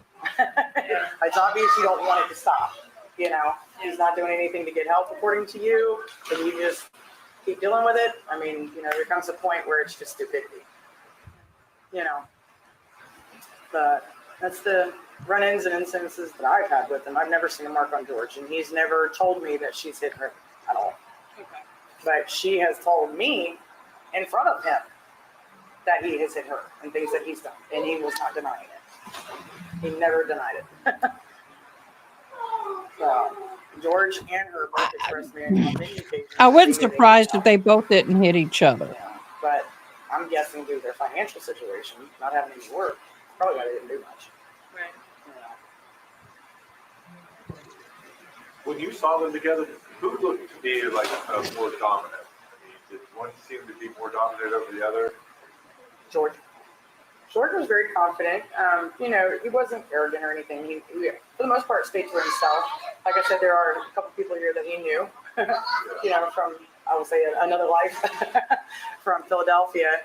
And, you know, George was the one I always seen driving the vehicle. George was the one I always seen playing with the child. You know, never saw Sarah outside playing with her kid, ever. As a matter of fact, most of the time, Lucas, you would find him riding around the property on his bike, unattended. No parents outside, no nothing. Because I had actually had a conversation with Sarah about that. And I said, you know, the kid was a great kid. Don't get me wrong. He never did anything to get in trouble. But it was more my concern for his well-being. You know, when he's all the way riding over here around some of these corners with the dumpsters, these people don't see nobody. And they sure ain't gonna see no kid on that. So I had a conversation with her about that. And we haven't had any really problems. I can say I've only seen Lucas on his bike away from her like that twice. She actually had secluded him to stay in front of the building, you know, which was fine. I just didn't want to live here. But yeah, you didn't see Sarah at all. The only time I ever saw her, especially after the incident that took place with Emmett and his ex-girlfriend, it was more like a confrontation that took place in the office. She made an accusation on Emmett saying that he was trying to forcefully, like, I don't want to say rape, but he was trying to push himself on her. On Sarah? On Sarah. Who's this guy? Is that She made that the workman? Some tenant? A different Yeah, tenant? another tenant that knew George from Philly. Oh, another tenant. And they confronted the two of them. You know, I will say Sarah held her ground when the girl confronted her and asked her and said, you know, don't lie to my face. And Sarah said, yeah, he did. You know, so I was surprised because she knew that girl was but and she's larger than me. So, you know, I was like, oh my gosh, okay, well, maybe there's some truth to that. But not necessarily. Up, you know, just fizzling out, it was no big deal. After that situation took place, we really didn't see Sarah too much. It was pretty those two folks are actually a pretty large family that I have living here on site that actually took up 4 units at that time. So the whole family lived here. Yeah. You know, it's a little intimidating. So after that, we really didn't see a whole lot of them. But before that, they would hang out periodically. The other two families, no, they just knew each other from back in the day. Oh, the couple that the kids did. The kids. Yes, that's what initially prompted it, and then that accusation was made. Yeah. During that same time. Okay. So, and when it comes to the kids on my property, I stay very involved with them. We have some issues with our bus routes and all kinds of stuff, and we had some kid vandalism being done, broken glass bottles. They were pulling glass bottles out of the trash, breaking them, thought it was fun. And one kid told on another, then the parents got involved. It was a little bit of an issue, so I had to get in the middle to squash it, you know. I didn't want anybody fighting on the property or kids getting hurt for that matter. But that's it. Is there anything else that you think is important for us to know about Sarah or George that we haven't discussed?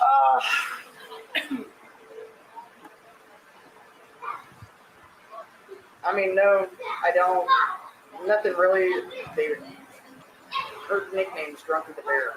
I mean, you know, literally. Oh, there's the drunk as the bear came. I knew she confided in you a lot. Would she ever admit that she was an alcoholic to you? Yeah.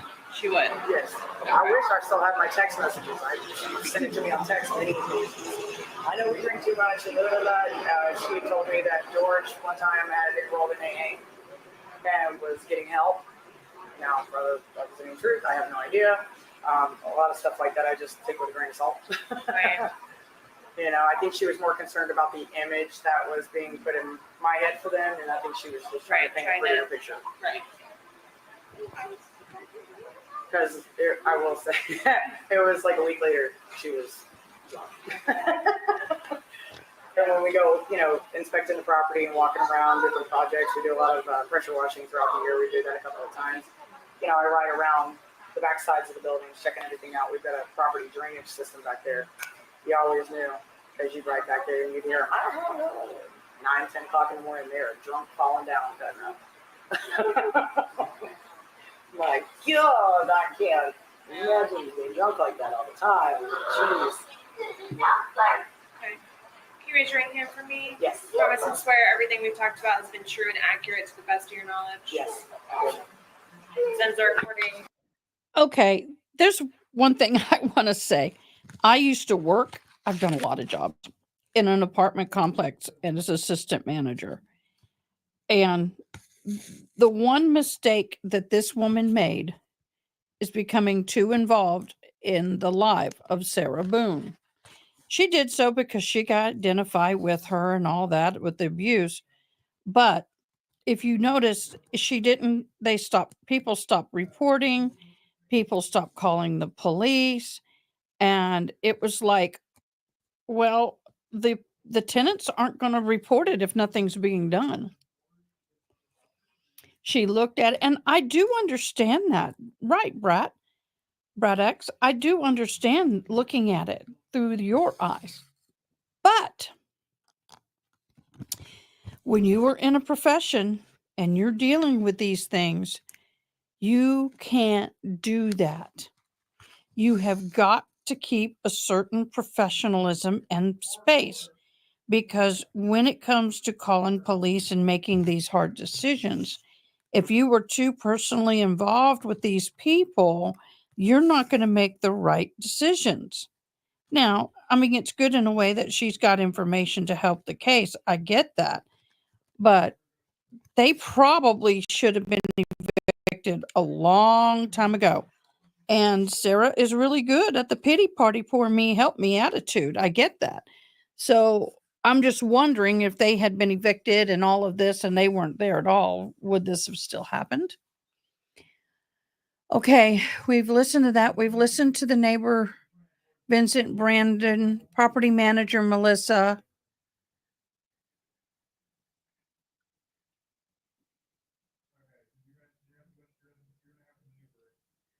Yes, she did. Today's date is February 26, 2020. She dropped the ball. 11:45 hours. This is in reference to Orange County case number 20-017-904. I'm currently located at 4704 Lucier Court. In Winter Park, Florida, 32792 at the Tealwood Park Apartments complex in the front office. Also with I hate me that is, echo. Can you state your name, sir? Abraham Moretta. Okay, and your date of birth? So with me is my partner, Detective Scott Lowen with the Orange County Sheriff's Office. Okay, Abram, prior to us going on recording, You notice that he was the one getting the help. No mention of Sarah, who was the violent alcohol getting any. And that was something I wanted to talk about. I wanted to hear some of these other interviews. Is it was always him. And apparently people started realizing that it wasn't only him. But what I want to know is how much of his fight back was self-defense. Is this another Johnny Depp, Amber Heard trial? You know, I understand he may have to defend himself. But at the same time, they kept going back and forth. It was just a sick wheel. It was just horrible. but he didn't deserve I to die was in any way, informed shape, or by form. Melissa, who's the property manager, that you knew George Torres. Correct. And you were explaining that you knew him from Philadelphia when he was smaller. Yes. And then now you, I guess, Reconnected. reconnected When I started working here in October in October of last year? of last year. Of 19. Okay. So you said that you last saw him, you said it was last Tuesday? Last Thursday. Last Thursday. Okay, thank you. So last Thursday was the 20th? Correct. Sound about right? Okay. Now, what can you tell me about George and Sarah's relationship? It sucked. They had an off rocky relationship, which was physical on occasions. I'm aware of the fact that George had a probation officer. He was in anger management. And again, they had their good times, their bad times. Sometimes Sounds like he she would needed the instigate anger situations. management. Majority of the times, Sarah Boone instigated the situations, and she ended up with bruises. But that's more of him, like, kind of pushing her off of himself. Okay. And that's what he told you? Yes. Okay. And she verified it as well. Sarah verified with you? Yes. Okay. Did they both drink a lot? Yes. Yes. Okay. In excess. What? In excess. They didn't drink to drink. They drank to sunrise to sunset, all the time in between. Okay. Did you ever see them physically fight? No. Okay. Have you ever seen them physically argue? I've seen them argue, Okay. but no physical contact. Right. Has George confided in you about Sarah? About anything she's, I know you said that they both, sometimes He notified me. He had told me on a couple of occasions where she called the police on him and had him put out. A couple of times he ended up getting arrested over it. And Did you bail him out? He was taking the anger management courses and stuff. Because a couple of weeks ago, he was still working at the hardware store on the corner until they closed. Right. And that's where me and him would have more of our conversations than anything else. I'm going there to get stuff. Now it's just me and him, one-on-one. Right. She's not there to create this situation. Okay. And so, just correct me if I'm wrong, you said that sometimes he would instigate it and sometimes she would instigate it? Yes. Okay. And he admitted to that? Yes. Okay. Do you know when, did he confide in you about like their last physical argument or fight? The last physical fight that they had, she mentioned it to me, Melissa, and Mr. G when she got arrested. When we were all standing outside, and she said, "I want to speak to you." And G walked over to an officer and said, "Is it okay she speaks to us?" They said we would prefer not, but that is her choice. We did not ask her any questions. She had told us that a couple of days ago they got into a fight where he grabbed her by her hair and dragged her down the steps. Okay. And that would probably be a day or two before this situation happened. Before the situation? With the suitcase. Okay, so when did you talk? When was that? She was talking to us outside Monday afternoon. Oh, Monday. Okay. I thought you said the last time she got arrested, and I'm like, No, when she got arrested, when everybody was at her door. when we were investigating. When you were doing during your investigation, because you was typing in the car. Okay. She was talking to us outside. There was a young officer at the door who heard the conversation. Okay. Because he was only but 20 feet away. Okay. So she told you what again? One more time. That they had gotten into a fight. He grabbed her by the hair and dragged her down the steps. 2 days prior? Probably about 2 days prior to that situation. So that would be Saturday. Yeah, over the weekend, yes. Over the weekend. Whatever took place over the weekend, Saturday or Sunday. Okay. Then she told us that they were playing hide and seek. He went in the suitcase. She zipped it up. And then she went upstairs and passed out.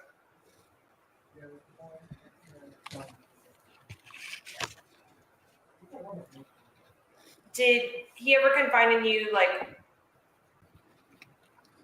what he did? like for fun, besides like the drinking? Like, is there other activities that he did?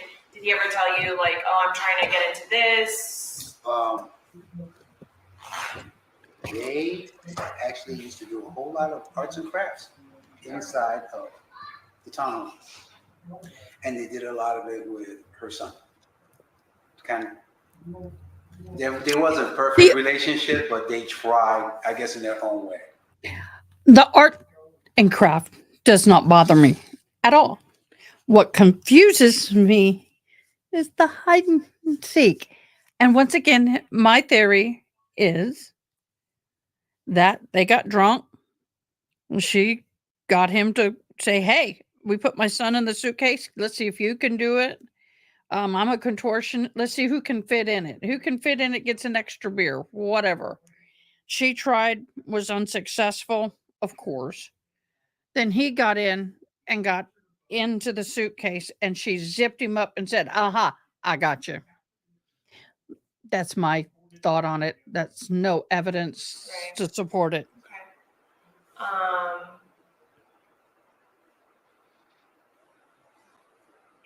Is there anything else that he would tell you about him and Sarah's relationship that you think is important for us to know?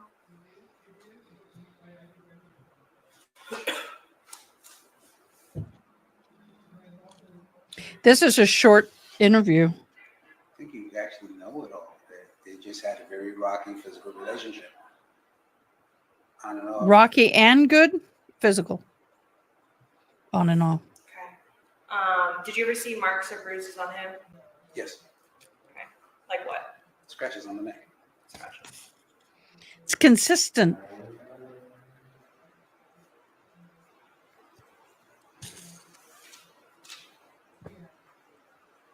As I said, with her attacking him, he's kind of just Exactly, Brat. Trying to stop. shove her back, but because she's such light skin, as soon as he touched her, instant bruises all across the arm and things of that nature. Right. Okay. You can look at my mama and she'll bruise. So I don't know if You can hug her or and she'll bruise. if it's been before, but the door, there's like a bunch of markings on the door. Have you ever noticed that or no? On which door? Their door. Their front door, the very front metal door. I haven't looked at it. Okay. But I know if I was to look at it, I could probably tell you what it was. Okay. We're just curious if, like, since you had been working here, if you noticed it or saw it. No, because they had keys. Now, they probably slamming doors back and forth and had an argument. I know of one instance where her ex-husband showed up. Mm-hmm. But that would probably be around November.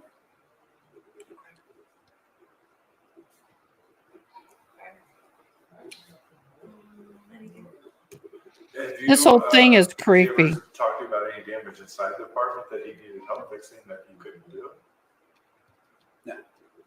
Have you ever really been inside their apartment? Yes, I have. I do the basic work orders, like change the verticals, patch up. You see any damage that looks like it was caused by either one of them? How did I say? It just looks like normal wear and tear of a unit. Well, The carpet was horrid. Floor, there's a half bath there. Yes. There's like two or three patches on that door. Do you know anything about those patches? No, not the door. I did the patchwork in the ceiling, and that was due to a leaking air conditioner. The door would have to have been super recent. One night. I did hear about that. Yeah. All right.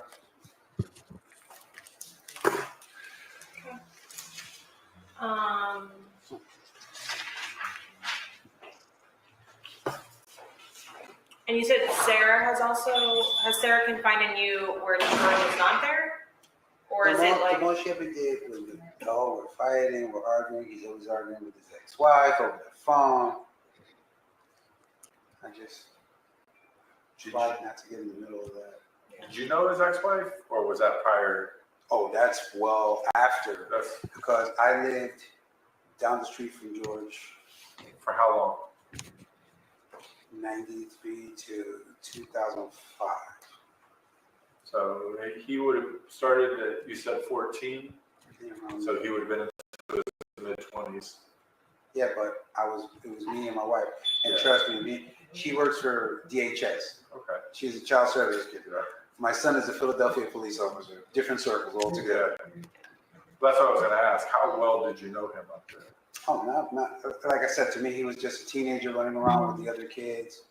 And see him at the corner store. Oh, hell no. Yeah, stuff like that. Well, literally on the block, because I lived here. My brother-in-law across the street was my ex-wife's aunt, and then George. Okay. So it was, and then her mother lived across the street. So restaurants, so no matter where you go, everybody sees each other.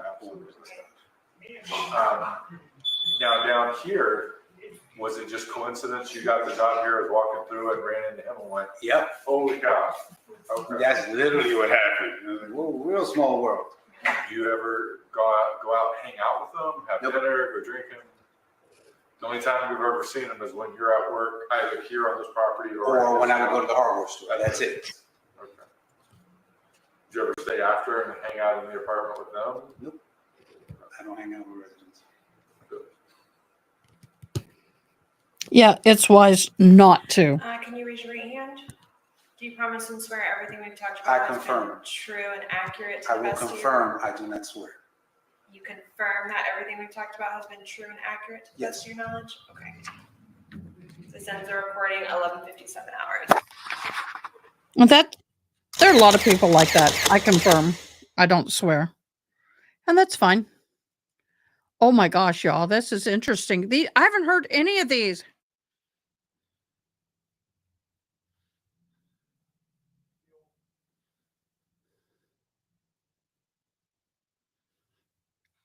Okay, this one.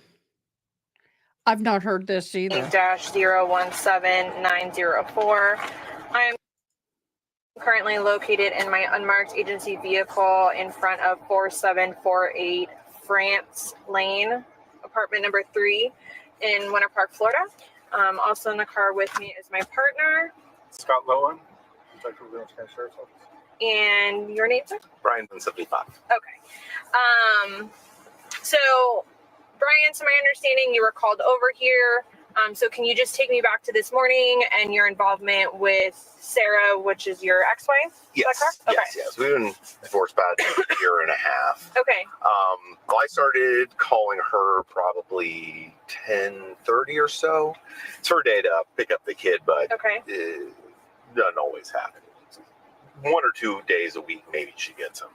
Out of the 5? Yeah. Okay.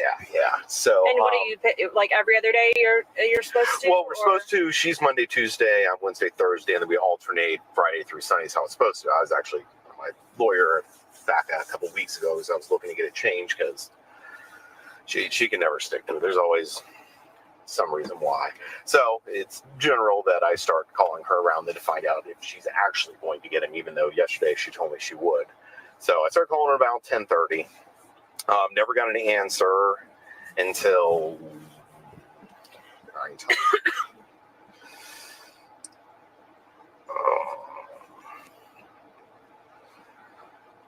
so I finally got a hold of her at 12:49.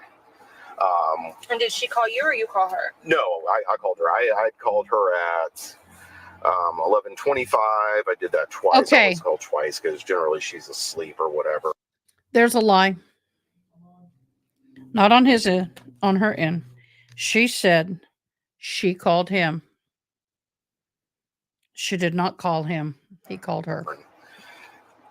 Then I called her 2 more times at 12:21, and then I called her again at 12:49, and that's when she answered. Okay. Freaking out, saying that George was dead, and could I please come over? So I told her, no, you need to call the police. Mm-hmm. And went and got my dog in his crate and everything, and started heading over here. She called me again at 12:54 asking if I was going to be coming over, if I'd left yet. I told her I had already left. I was going to be there in a couple minutes. So I got here, knocked on the door, walked in just right in the front entrance area. Told her once again, you need to call the police. Was she on the phone with anyone when Not you saw her? Not yet. Okay. She was shaking and Was trying she to get herself performing something to drink CPR? because she was I just want like to know freaking that. out. So that's when she got on the phone and called, and I said, I'm going outside. Was she performing CPR? Where was George's body? Was he still in the case or had she pulled him out of the case? Was she doing CPR while she was on the phone with 911? He, of anybody, would know this unless he was out in his car, but still. Because she said she was doing CPR on him prior to calling him. Because I don't really CPR want on to be George. here right now. So I came outside and I sat in my car until people showed up, and Okay. it's kind of where we've gone from there. So Okay. So you called her about 5 or 6 times before she answered. yeah, which completely normal. Normal to you. Okay. You're right. The rotation real quick. So Monday, Tuesday, she'll have them. Wednesday, Thursday, you'll have them, and then you rotate each weekend. Yeah, well, Like it's every other weekend. how it's supposed to work. Generally, it's 1 or 2 times, maybe a week. I think she had him last Tuesday was the last time he was actually over here. And spent the night. Yes. Okay. It's probably another week before that. What's your son's name? Lucas. Lukas. L-U-K. And That's a possibility. Very much so. Good one, Gretchen. You think he stayed here last Tuesday? Yes. I'm pretty sure it was last Tuesday. Was well then. Okay, so you technically have him more than she does. Is that where you're getting? Yeah, that's why I said I was going So to the even lawyer. I though was that's trying how to get it's things supposed to be, you still have him. Yeah, the majority. it's not a good day. George is in a bad mood or whatever else reason. I think sometimes just she wants to stay up and drink and can't really do that if she's got to wake up and take him to school the next day. Right. Any number of different reasons. So. Okay. How long have you known Sarah? Since, let's see here, I was probably 23 or so when we met. Oh, wow. Something like that. Since you were 23? Yeah. Yeah, so probably, 20 years. We dated for quite a while. And then got married, whatever it was, 12, 13 years ago, something like that. Well, I guess 12, 13 years ago before the divorce. So I guess like 14, 15 ago, something like that, maybe. Okay.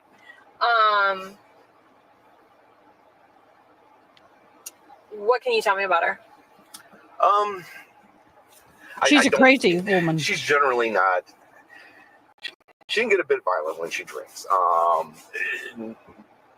Not to this kind of extent. I don't know what happened exactly. But, right. No, I'm just looking for. That was part of it. The alcohol has gotten worse and worse and worse over the years. That's one of the main reasons why I divorced her. I just couldn't deal with it. It got to the point where, on weekdays she'd go out, and I guess the George person is one of the people she had met, because I separated at one point, went over to my parents' house to live for a few months, and I guess she met him over at the pool place or something like that. But I'd come back, and we were in therapy trying to work it out, and on a weeknight when he's got school the next day, I've got work the next day. She was out till 3 o'clock in the morning when the bar closes, and she'd bring people back over on the back porch. One time some random person walked in my house and started screaming for Sarah at 3:30, 4 o'clock in the morning when we're trying to sleep. I just couldn't get over it. So did you still live here? No. I bought her out of our house. Okay. I was going to just sell it and move because I kind of want to go back to College Park, which is where I'm from. But I thought it would be maybe easier for Lucas if I just bought her out and kept that house so he had a little bit of continuancy, kind of. Understandable. So that's what I ended up doing. And then she moved right down the street here. So. And how long would you say the alcoholism has been a part of her life? It's always been a part of her life. It seemed to have gotten worse and worse. I think more or less kind of since we had Lucas. And I think a lot of it was the fact that she kind of, I guess, maybe felt trapped or something. Okay. That, before that, whenever she wanted. You're outside having a drink. Oh, I want to go play pool. You go over across the street. You play pool for a little bit. Yeah. That's not happening anymore when she got a kid. Right. So how old's your son? He is 9. So, but I mean, she started just getting really angry when she drank a lot. She said last night she fell asleep.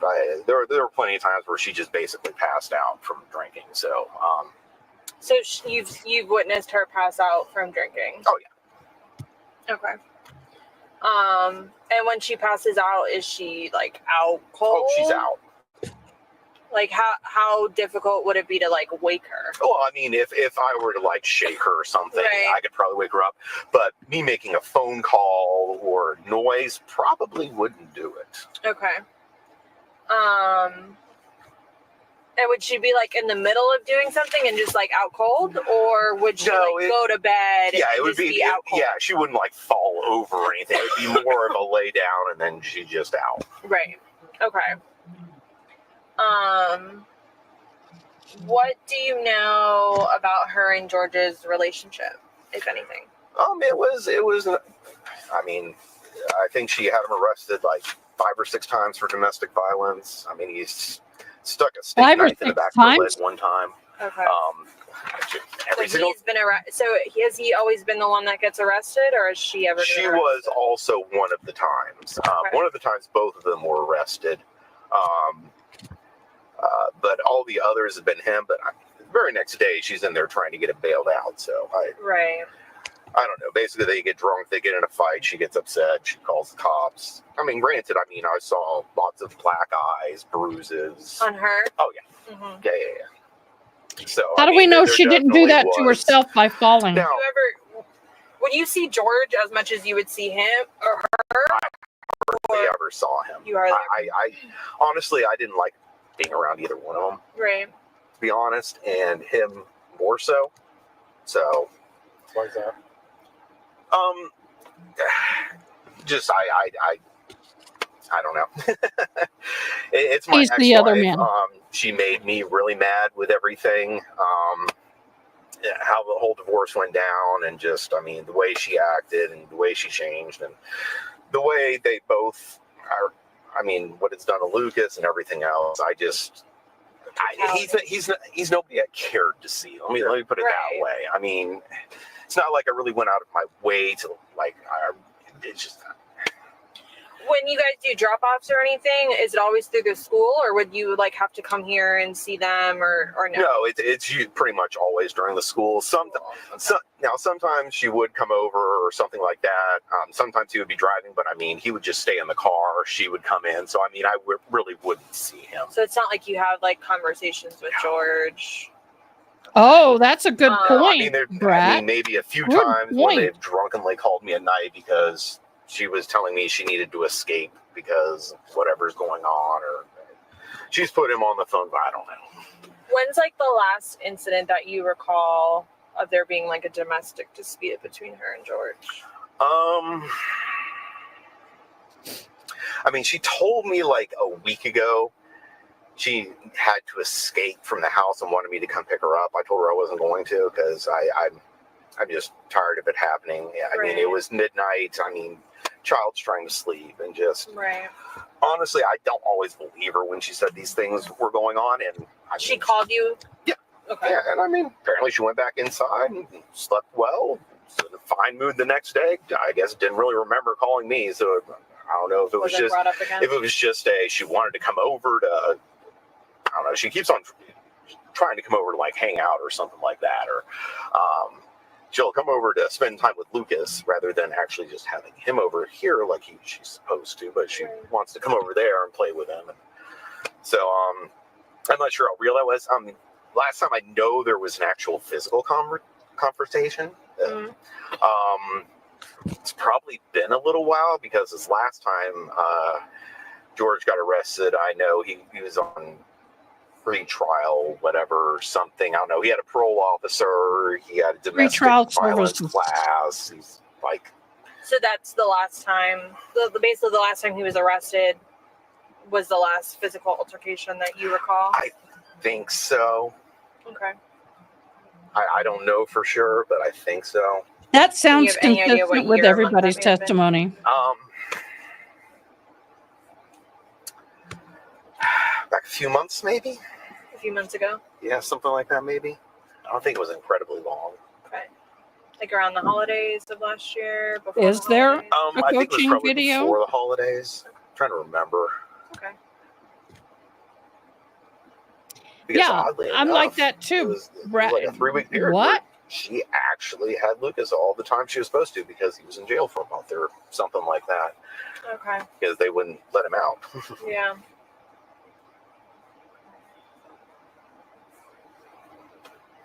I hate to say it, but that boy And will you be said when better she off drinks that without she her. can get physically aggressive. And I She don't say can. that I mean, easy. she did it to me a lot where she'd hit me and stuff like that. I mean, she's tiny. I Yeah. mean, she What do you mean hit though? Like open hand smack you or like try to punch you? Yeah, she'd punch me. I mean, more arms. She many times would use her claws. I mean, I scratches on my neck at times, on my arms. I mean, things like that where she'd dig with her claws. Where can we find it? I Somebody never got that find it. drunk, and I had restraint. I never touched her back. I think George didn't have that restraint, and at times he would hurt her back. So for all I know, all the times he got arrested, she started it. I don't know. I wasn't there, so. But I know she could get violent at times. Okay. But I mean, I don't know. It wasn't anything too. I don't know. Too much. I mean, just.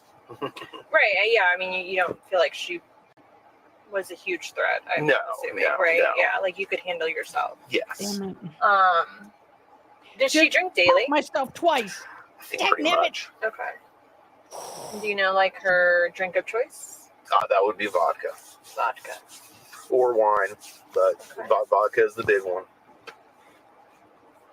And does she or George have a job? No.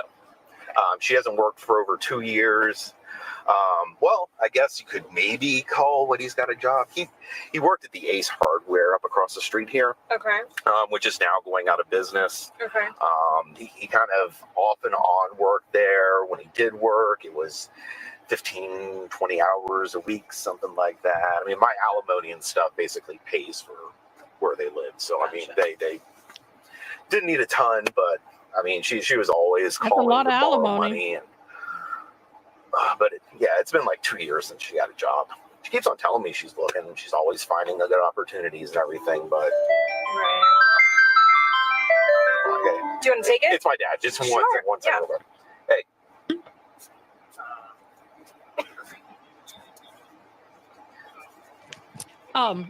Well, just wait. I'm talking with the detectives right now, and I should be heading out here soon.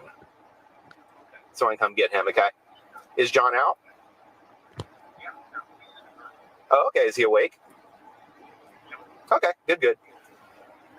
He must have had a surgical procedure.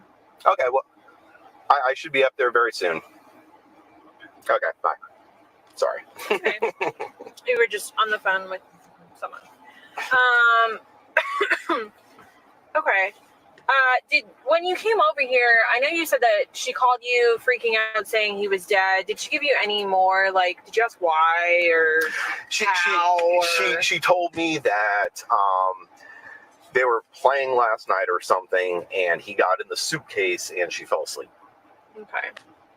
That's all she told me, so I don't know anything beyond that. Okay. And I really didn't talk to her much because I came inside. I told her you need to call the police, and then I came back out, and I think she went on the back porch to smoke a cigarette, so I didn't even really talk with her much. Oh, like she was going outside. Did you see her take a cigarette? Yeah, she was going outside with well, I also know when the cops showed up, she kept on telling them she had a cigarette burning out there, and she needed to go put it out. Okay. But they were keeping her away from stuff, I guess. Right. Okay.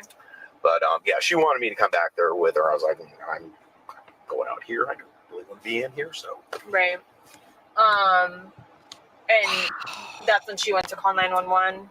Well, she called 911 while I was in there. I was standing right in the foyer area. Okay. And I mean, it was apparently a pretty quick conversation, and that's when she started to go that way, and I just told her I'm going out front. So. Okay. Did she do any CPR? Okay. So they were playing, and she went upstairs and went to bed. I don't know where she just told me she went to Or sleep. she went to sleep. Okay. You don't know where. I don't know where. You didn't ask more questions. I didn't ask more questions. I leave that to you guys. Yeah. No problem. Hey, I'll let you know when I'm done talking to these guys, okay? Hello?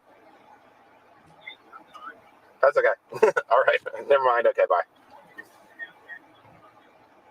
So, I'll question. tell you when I'm leaving. I want to know about the CPR. Why was this music coming on? Well, this is when he was like 3 years old. It was a little plastic thing I had in the backyard. Did you ever buy him any baseball bats or anything? I bought one for over here that Sarah said for Lucas and George to like play with or something. That was like a year ago or something, maybe. What kind of bat was it? Was it a wood bat? Yeah, it was a wooden bat. I think it was like a junior size thingy. I don't know. It's something that I looked like kind of for his height or something, I think. It is creepy. Sorry. Did you ever play hide Would and you seek mind before? if I took a picture of your call log to show Sure. that you've all the Do you just want to see hers, or like zoomed in on hers so you can see all those? Yeah, that's perfect. Okay. So I'd say starting from today. I know her phone. Did you text with her at all today? Not today. I don't think I did today at all. Y'all, I want to know more information. They're not getting my answers. That was Did last you night. see She was her drunkenly doing texting CPR? me. Last night? Yeah. What time? That was 11 o'clock at night. I think that was Last night was Sunday. Does it say? Oh, that's Saturday. Never mind. Saturday. That was Saturday night when I was watching the baseball game. Okay. Yesterday, which is that, she said her account was in the negative, so I transferred her a little bit of money to get her out of the negative. She sent you. Oh, that was the morning. Okay, so she thanked you at 11:56 that morning. Yeah. Right. Okay. What's the last thank you? What time? I'm sorry. Okay, I'm so divorced. just a He few would minutes. never send me money. I would send it to him. 12:01. Okay. So afternoon, Sunday afternoon. Yeah. Okay. And then the calls. So I understand why he's sending money, because that's his son's mom, and he wants to make sure that when his son goes over there that she's got funds, electric and all that. Got it. However, Do you need like? Yeah, I'm gonna. Okay. Yep, I'll start from the top where it has her Yep. information. You're right. I've tried to do CPR with the phone. That doesn't work. That's fine. Perfect. Now that I have my hearing aids that are Bluetooth, I can put the phone down and Thank you still very do it much. and talk. But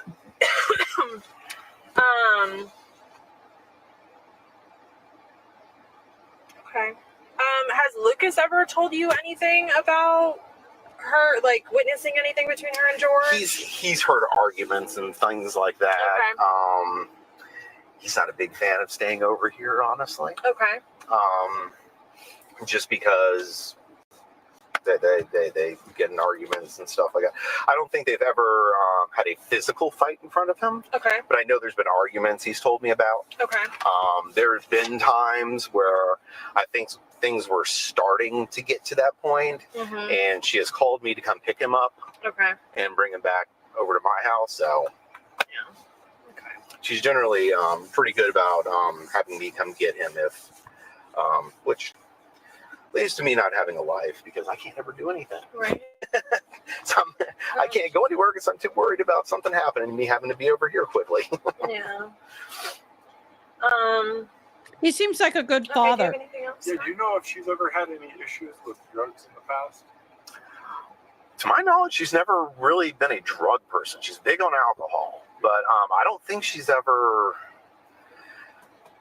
done. I mean, I think she told me like one time, like back before we got divorced, that at I don't know, this bar thing over there across the street near the Walgreens, whatever it's called. Okay. I've never been there, but somebody gave her a little bit of cocaine, like 2 years ago or something like that. But I've never known her to do drugs. Didn't they find marijuana in her system? Or am I thinking of somebody clue else? whatsoever. That She's never complained to you. No, that's not to say these things don't happen, because I try to keep myself out of and away from them in general, but right. Which vehicle is yours? The Prius right up here. In front of us? Yeah.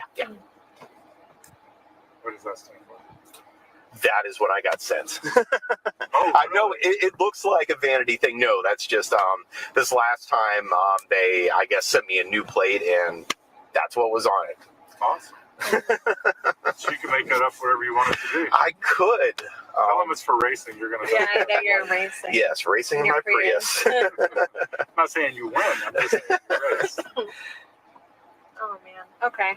I won't tell you anything what I else, Matt? thought he said. Okay. Is there anything else that you think is important for us to know that we have not asked you about either George or Sarah? I don't think so.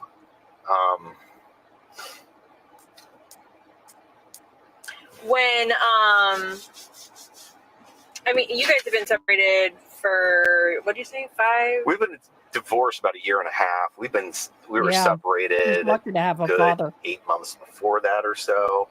And we had been separated one other time before that, before we got back together, and we're trying to do therapy, which didn't work at all. So how long has she been living in this apartment? Ever since we got divorced. So just a year and a half ago? No, longer than that then. Because I took over the house. I moved in there and she moved here. Because I told her I was buying her out of the house. So I guess it has been longer than that. I think she just said she renewed, so maybe just past 2 years. Okay. That may be right. I think she said she's been here like 4 years. No, she's been with George. I don't remember what she said. Yeah, she was with George before we were divorced. So yeah. Okay. And any time that you recall when you guys were together, and she would be drunk, did she always like resort to getting angry? Like, is she an angry drunk, or would she like? Her main problem is she can't stop. Okay. I mean, she can't go out and have a glass of wine with dinner. Right. That's not a thing she can do, because once she starts drinking, she will continue drinking basically until. Yeah, we're going to look at that. I think I have that. If she were to be drunk, would she like want to play games with you? Like, did you guys? Oh, there's a really good period where she is very good, but then she drinks past that and she gets into the angry bits. Okay.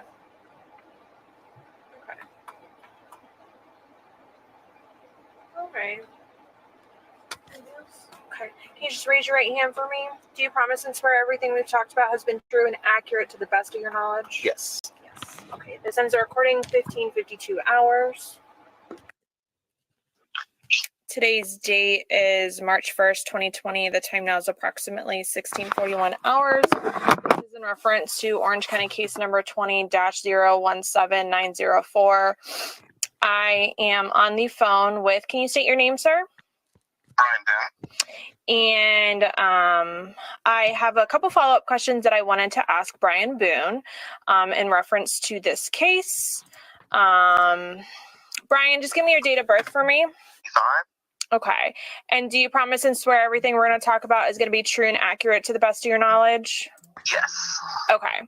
So we had a conversation about the incident and your involvement a few days ago, earlier this week, I believe on Tuesday. And after looking through Sarah's call logs, I noticed that she called you on February 23rd, which would be this Sunday night at around 23:46 hours, and that's military time, but in normal time, that's 11:46 hours. Do you recall that phone call? I do, well, somewhat. I was asleep when she called. So she woke me up. I was half asleep when I was talking to her. She did sound very inebriated. Okay. I don't remember what all she said. I'm kind of used to her calling drunk late at night and things like that, so it didn't faze me as anything out of the ordinary. I basically just kind of got her off the phone and told her I'm going back to sleep and I'll talk to you tomorrow. Okay. You said she sounded inebriated, like she was drunk? Yeah, I mean, she didn't sound like, it's hard. I was half asleep at the time. I don't think I remember hearing anything bad in the background or anything that would have caused me concern, but I don't really remember it that well. Okay. But she was under the influence of alcohol based off of your knowledge of just knowing her and knowing when and when she's not under the influence.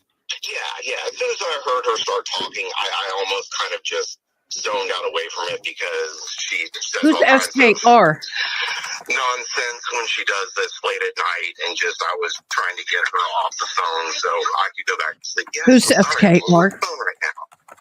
You can get yourself dried off. Get yourself dried off. Your pajamas are right here, okay?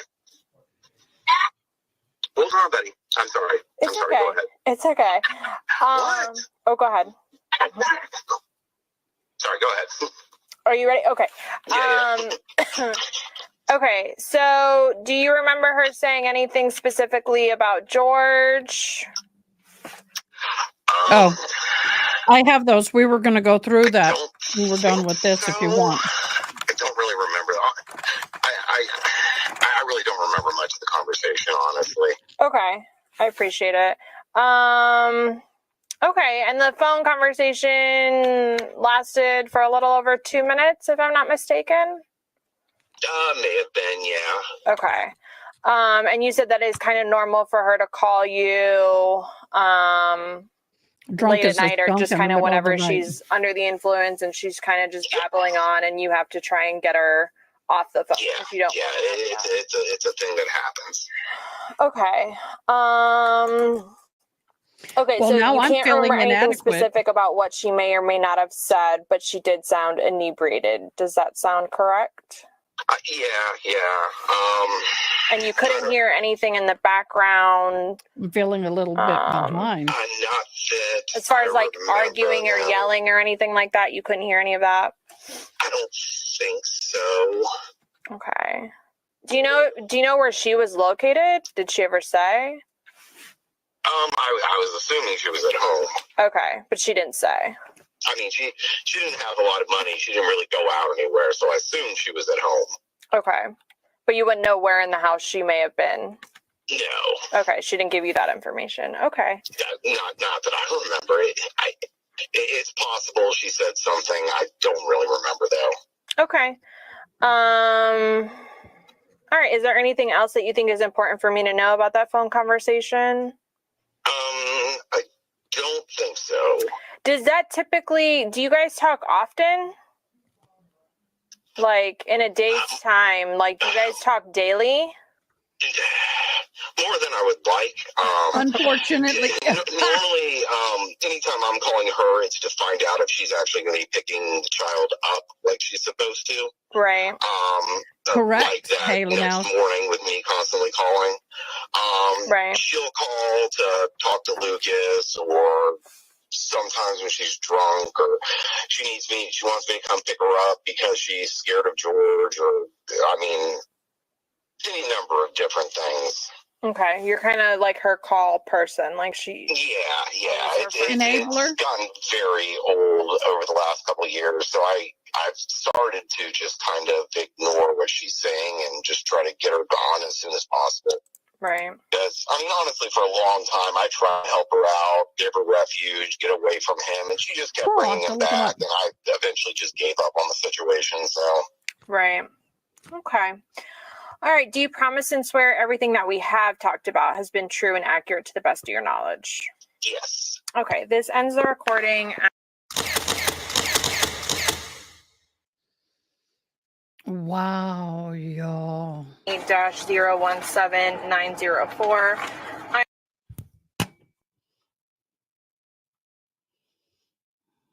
Okay, so we have seen all of the videos with Sarah Boone.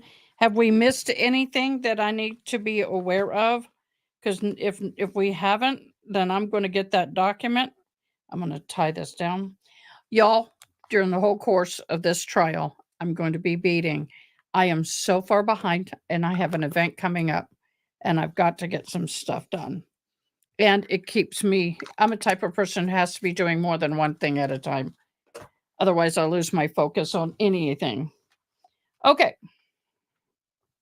So, let me turn that off. Get that off my mind. Off.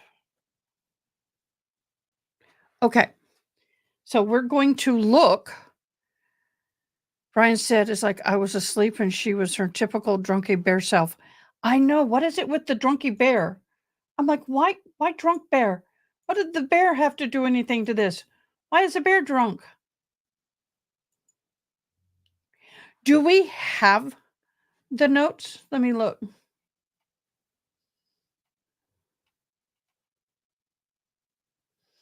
Are we looking for the divorce notes?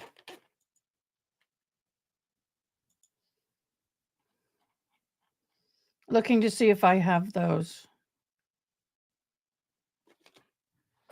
Have you been able to get the George divorce letters? See, that's what I wanted to know. Where are they?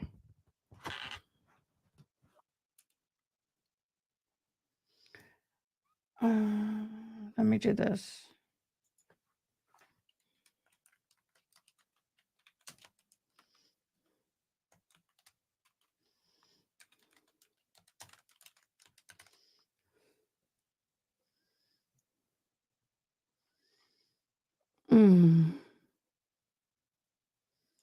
Um,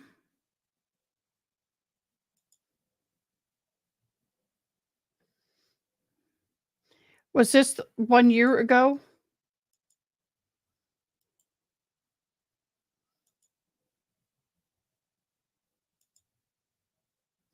There was a letter to the judge. Is it to the judge? Or is it to something else?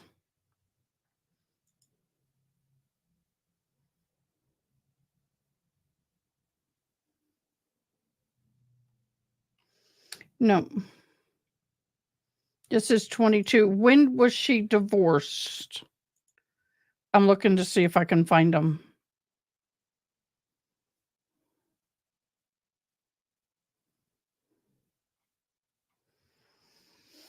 Did anybody have them? That's right. That's why I can't get them. But I'm looking, somebody's gotten a hold of them.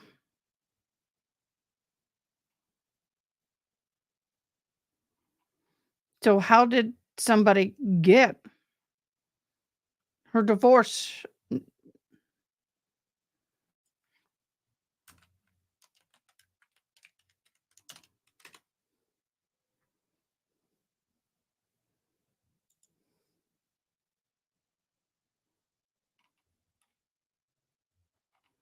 All of this is a year ago.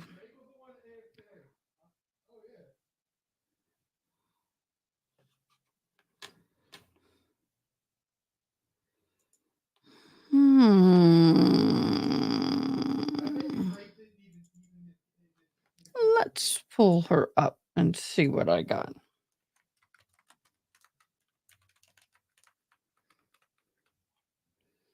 Because that would be interesting. The frustrating thing with Sarah Boone is she's Sarah Boone. I just...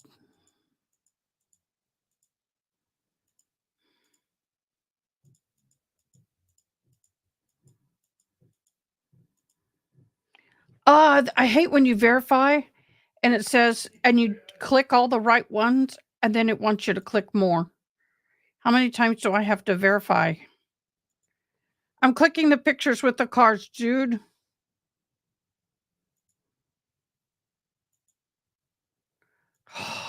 I hate verifications. They drive me cray-cray. 2017.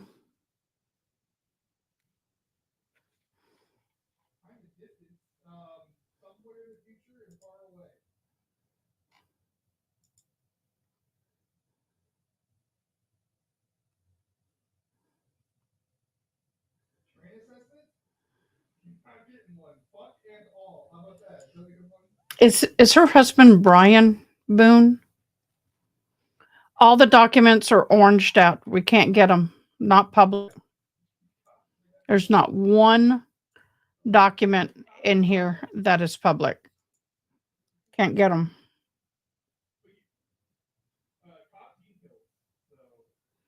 I don't know where they got these papers. I would love to have a copy of that.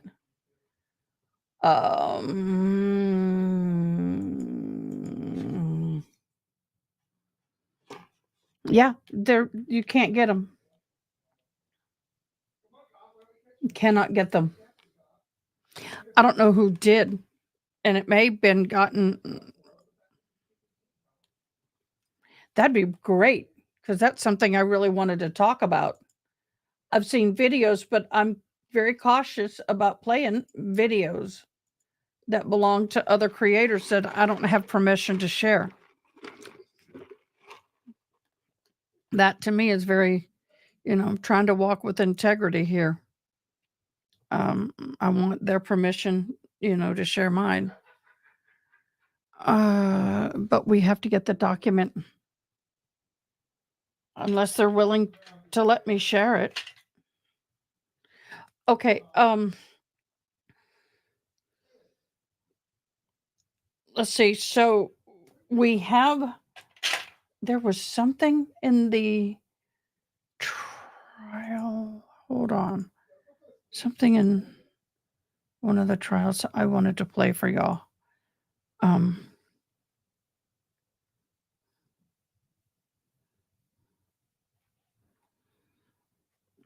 looking. I'm going to, after I get my paper written, I am going to start diving into these witnesses. By the way, we will be following this trial. I'm going to go ahead and share it with you because it's near me.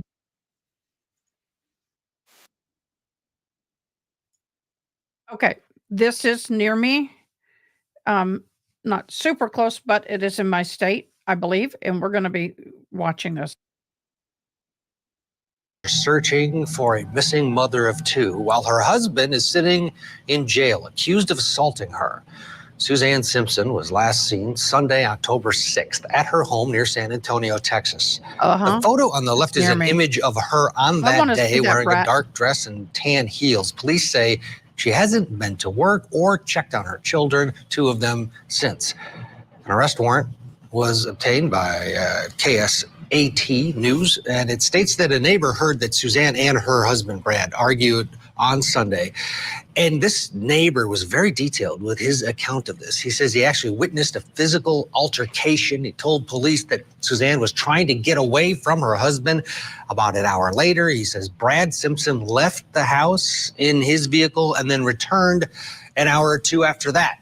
Monday, nobody picked up the kids from school, so staff called the husband. Police say that the Simpsons' children told parents that told the school that the parents were fighting and that dad assaulted mom and took her cell phone away. Brad Simpson now in jail on charges of assaulting his family member. It was assault causing bodily injury or an unlawful restraint. And authorities say he is being, quote, uncooperative. So we're asking the question, will the arrest help lead to some answers as to what happened to Suzanne? Let's talk about it. Joining us now, State Attorney in Palm Beach, Florida, Dave Ehrenberg, retired NYPD detective Mike Alcazar, and still with us, criminal defense attorney, former prosecutor David Bruno. Good morning, gentlemen. Let's start Mike, from a law enforcement perspective here, when you have an uncooperative person, as we have, they've said it publicly, it changes the game, I would think. And they've gone public saying, this guy's uncooperative. Have you seen this vehicle? Have you seen these clothes, this woman? Is that the right move here to try to, because it seems as though they are really at a loss as to where this woman is? Yeah, when you have a missing person case like this that's highly suspect, a good rule is to treat it like it's a homicide. You don't have to tell the families or victims or witnesses that you're treating it like a homicide, but it's a good idea to start that way. You have to process physical evidence that you may recover so that you don't lose it. Time is of the essence. Any kind of digital footprint, his phone calls. Recently, we've seen in cases of missings and homicides that people do Google searches of how to dispose of bodies. Criminals aren't very smart. So that's a good way to start. Social media postings, victimology. What's the history with the family? And of course, interview witnesses and, any kind of information that could help solve the case. Dave, what goes into the thought process from a prosecutor standpoint and in terms of arresting him? I mean, there's two different, Dave Ehrenberg, would you, as you look at it, you could either do one of two things, right? You can turn the screws by putting him in a jail cell, or you could sort of turn the screws by just letting him float around as everybody's watching him. And you can also watch him interact with other people. You can bug his house and his phones and all of that. What would be the thought process, which they did here, is put him in a jail cell as they wait for answers? Ted, he's clearly the top suspect here, and they want to prevent him from fleeing. And that's one reason why they were able to lock him up for a lesser charge. Question is, how long can they keep him behind bars? Some judges will not allow you to keep these guys behind bars unless you charge them with the crime of murder, something more serious than the domestic violence he's being charged with right now. So the prosecutors clearly have their eyes on this guy, and they're trying to develop a case against this guy. But unlike police, prosecutors generally will not file charges against someone unless they can have enough evidence to find to get a jury to find them guilty beyond a reasonable doubt. The standard for police is probable cause. That's a low standard. But when it comes to file charges as a prosecutor, you want to have enough evidence that you can charge beyond a reasonable doubt, because once you charge, then the clock starts ticking. So he'll be charged if they have enough evidence with murder, but only then, because if you do it too soon, that clock starts ticking and you could lose the whole case. David Bruno, if you're representing him, what are you telling him? Do you still continue to be uncooperative? What would be your advice? Sure. It's rule number one of criminal defense is remain silent. And I have a problem with the characterization of being uncooperative, because the Fifth Amendment applies to the innocent and the guilty. If that's the case, because he's invoked his right to remain silent, which the Constitution offers to everybody, that is an unfair characterization in the public opinion. With that being said, look, there's two charges. You can push back a little there, David. It's unfair in the legal world, but it's fair in the layman's world, is it not? That the neighbor, this guy doesn't seem to care about his missing wife, and he's got 2 kids without a mom. Where is she? And if he's not helping. So I get what you're saying. Legally, it's the right way to go, but public opinion is, dude, where's the wife? Yeah, well, prosecutors, they're ethically responsible for their statements to the public. And look, there's 2 charges, and the bail set on the 2 charges is $2 million, $1 million on each. So obviously they have some pretty good evidence to think that this is the guy. They're looking for help because there's no cell phone of the victim. They got to find the victim's phone, obviously. Where's the GPS on where it was? Where was the movement on that? And this neighbor that has the evidence about watching a physical altercation and restraint is the starting point for the investigation. So I know that he's being uncooperative in a sense, but when somebody has committed some sort of offense or crime, any defense attorney would tell them to remain silent because it's a constitutional right. Mike, the time, the window here is fairly limited in terms of hiding a body. If, let's say, assume that the unthinkable has happened and that he's killed her, that she didn't just flee and is now hiding out somewhere, which is what people are hoping. But let's say he did kill her. He's got about a 4, when you factor in his coming and going through the neighbor, it's a matter of hours. Are you confident that this will be solved in the near future? I mean, we always hope that we can solve it. You know, we're going to have to do our due diligence and canvass for video, process the crime scene, maybe get some help from outside agencies if it's a smaller agency, get the FBI involved so that, yeah, you're right, time is the essence, and we have to do this as quick as possible. Professionally, it's not looking good that this woman hasn't been recovered, and I would process this right now as if it was a homicide. It's a Dave Ehrenberg, let's say she's never found. There's a lot that makes people believe that the husband did it. No body prosecutions are a very difficult endeavor, but it absolutely can be done. Correct. You don't need a body, although it's very helpful for prosecutors, but there's already a lot of circumstantial evidence here, and investigators will collect more. It's just something that we have to do because you want to do justice for the family. And this is an area where juries get it. Juries understand the motive when it's a internal domestic family dispute. It's not like you have to explain some complex financial scheme. This could be motivated by the fact that you had a domestic violence incident that escalated into a murder. And that's something that everyone can understand. So just because they don't have a body doesn't mean it's case over for the prosecutors. Yeah, absolutely. We will see, and hopefully there are answers sooner than later. We'll continue to monitor everything coming out of San Antonio, Texas. Wow. Yeah. That's in my neck of the woods. So if this goes to full trial, I may go. What are y'all's thoughts on that? Would you like for me to go? Because I would. I just, hi, Ohio. Love yous. Hope you're doing well. Okay.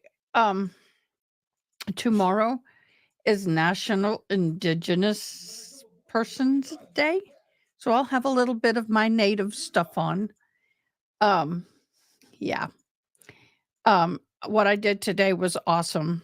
I got to go do something way cool. Way cool. I'm excited about it. I did some awesome photos and my son took them. Let me get this off the screen. Get this off the screen for you guys who didn't get to see. Oh, I don't want to do that. Why everything I get photo-wise wants to open in Canva now as its default. And that's not necessarily what I want. Okay, let me share this. And then we'll end the live. But I wanted to share this. My son did such a good job taking these pictures. It was at a museum. Isn't that awesome? These silver things are cones. They are worn on jingle dresses, and they're made out of skull cans originally. And so, but long story short, these are some of the most amazing use of whoever created these hangings. She did phenomenal. Oh, good night, Haley Mouse. Thank you for holding in. That's me and my regalia. Not as fancy as everybody's, but I'm proud of it because the only thing I didn't make was this shawl. But I've never made a dress like this before, or beaded the dress. These are all made out of those cones. And when you walked by, you could touch them. Now, I can't hear them, but the way it was described, it sounds like Tinkerbell with a little rain. The natives believe that the sound from the jingle dress is healing. and I needed some healing today. And you could just walk up and touch it. They had a video playing in the background of an example of what a native jingle dress dancer was. But I thought he did a pretty good job. He's not a professional photographer, but look at that. And those ceilings were tall. They're huge. But this is me and my, let me grab this and do this. It makes me look shorter in this. I'll have to resize it. But this is otter representing extending my braids. Of course, my moccasins. These are shells. This is real bone on my breastplate. Glass beads, not the plastic. My earrings, because I couldn't find the barrette. And then this, and then you can barely see my feather comes all the way. You forget how tall you are when you're wearing that with a feather. Yeah, I'm like a foot taller. So we did that. We had a great lunch at a Hawaiian Mexican restaurant. It's Mexican food with a little bit of a Hawaiian twist to it. Actually was super good. I loved it. It was awesome. So we finally had some time off, which I needed. So tomorrow I have the live set at 8 a.m. As long as I get some sleep, I plan on being here. We are going to be watching that trial, the burn pit trial. And then I will, if anything happens, any court feeds, we'll be doing a dual live. So I'll have both lives up and going because I do want to know what happens in the current trial that we're watching. I want to take a moment to say thank everybody so much for joining me, being here, supporting me, encouraging me when I've needed it, calming me down when I've needed it. Y'all are like family to me, and I greatly appreciate every single one of you. For those who share their lives with me, it humbles me, and I thank you for it. And remember, we do have some people who are ill and amongst our family. My sister is home from the hospital, but they're talking possible heart catheterization with everything else, the cancer and broken neck and everything else that's going on. So, yeah. So keep her in your prayer. Mary Kay, we're praying for you. Of course, we got a lot of people that need prayer. I think all of us have a prayer request of some kind. So get some good sleep. I am. I think I'm going to sleep good tonight. And I'll see you with bells on and my favorite cup of coffee. And I'll be here hopefully in studio by 7 so I can get my hair and my makeup done and look decent and be on by 8. Now, if I'm late, it's because I had a bad night, but I will be here. Okay. But I appreciate all of you. Have a blessed evening. And once again, hug that loved one next to you tonight. Give them an extra love. We never know. We never know. All right, guys. Where is Mike? There it is. All right. Good night.